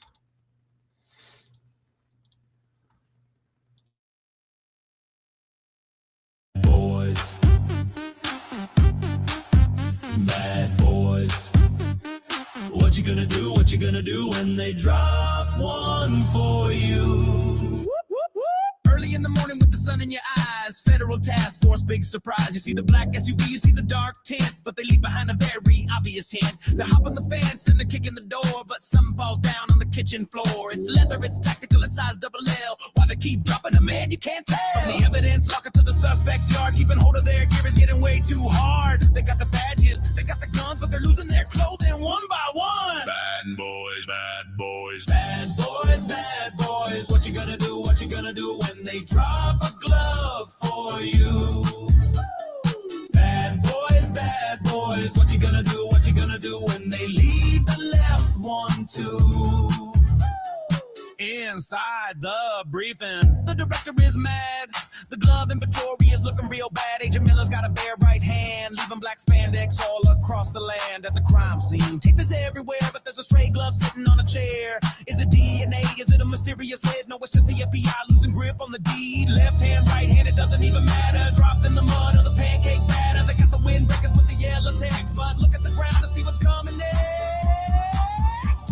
Bad boys, bad boys, bad boys, bad boys. What you gonna do? What you gonna do when they drop a glove for you? Bad boys, what you gonna do? What you gonna do when they leave the left one too? Pick it up, rookie. Seriously, that's the fifth one today. We're over budget on accessories. Bad boys, watch your hands. Bad boys, what you gonna do? What you gonna do? What you gonna do? What you gonna do? Bad boys, bad boys, bad boys, watch your hands.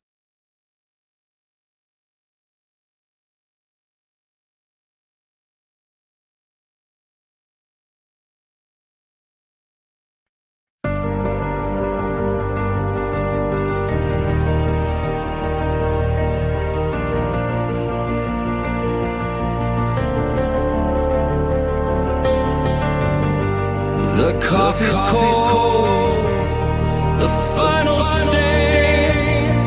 We lay the map out in the pouring rain. No hidden corners left to creep. The dark truth woke while the city was asleep. The evidence lines up straight and true. A perfect picture of what they chose to do. The quiet street erupts in flashing light. A reckoning delivered in the night. SWAT serves the warrant.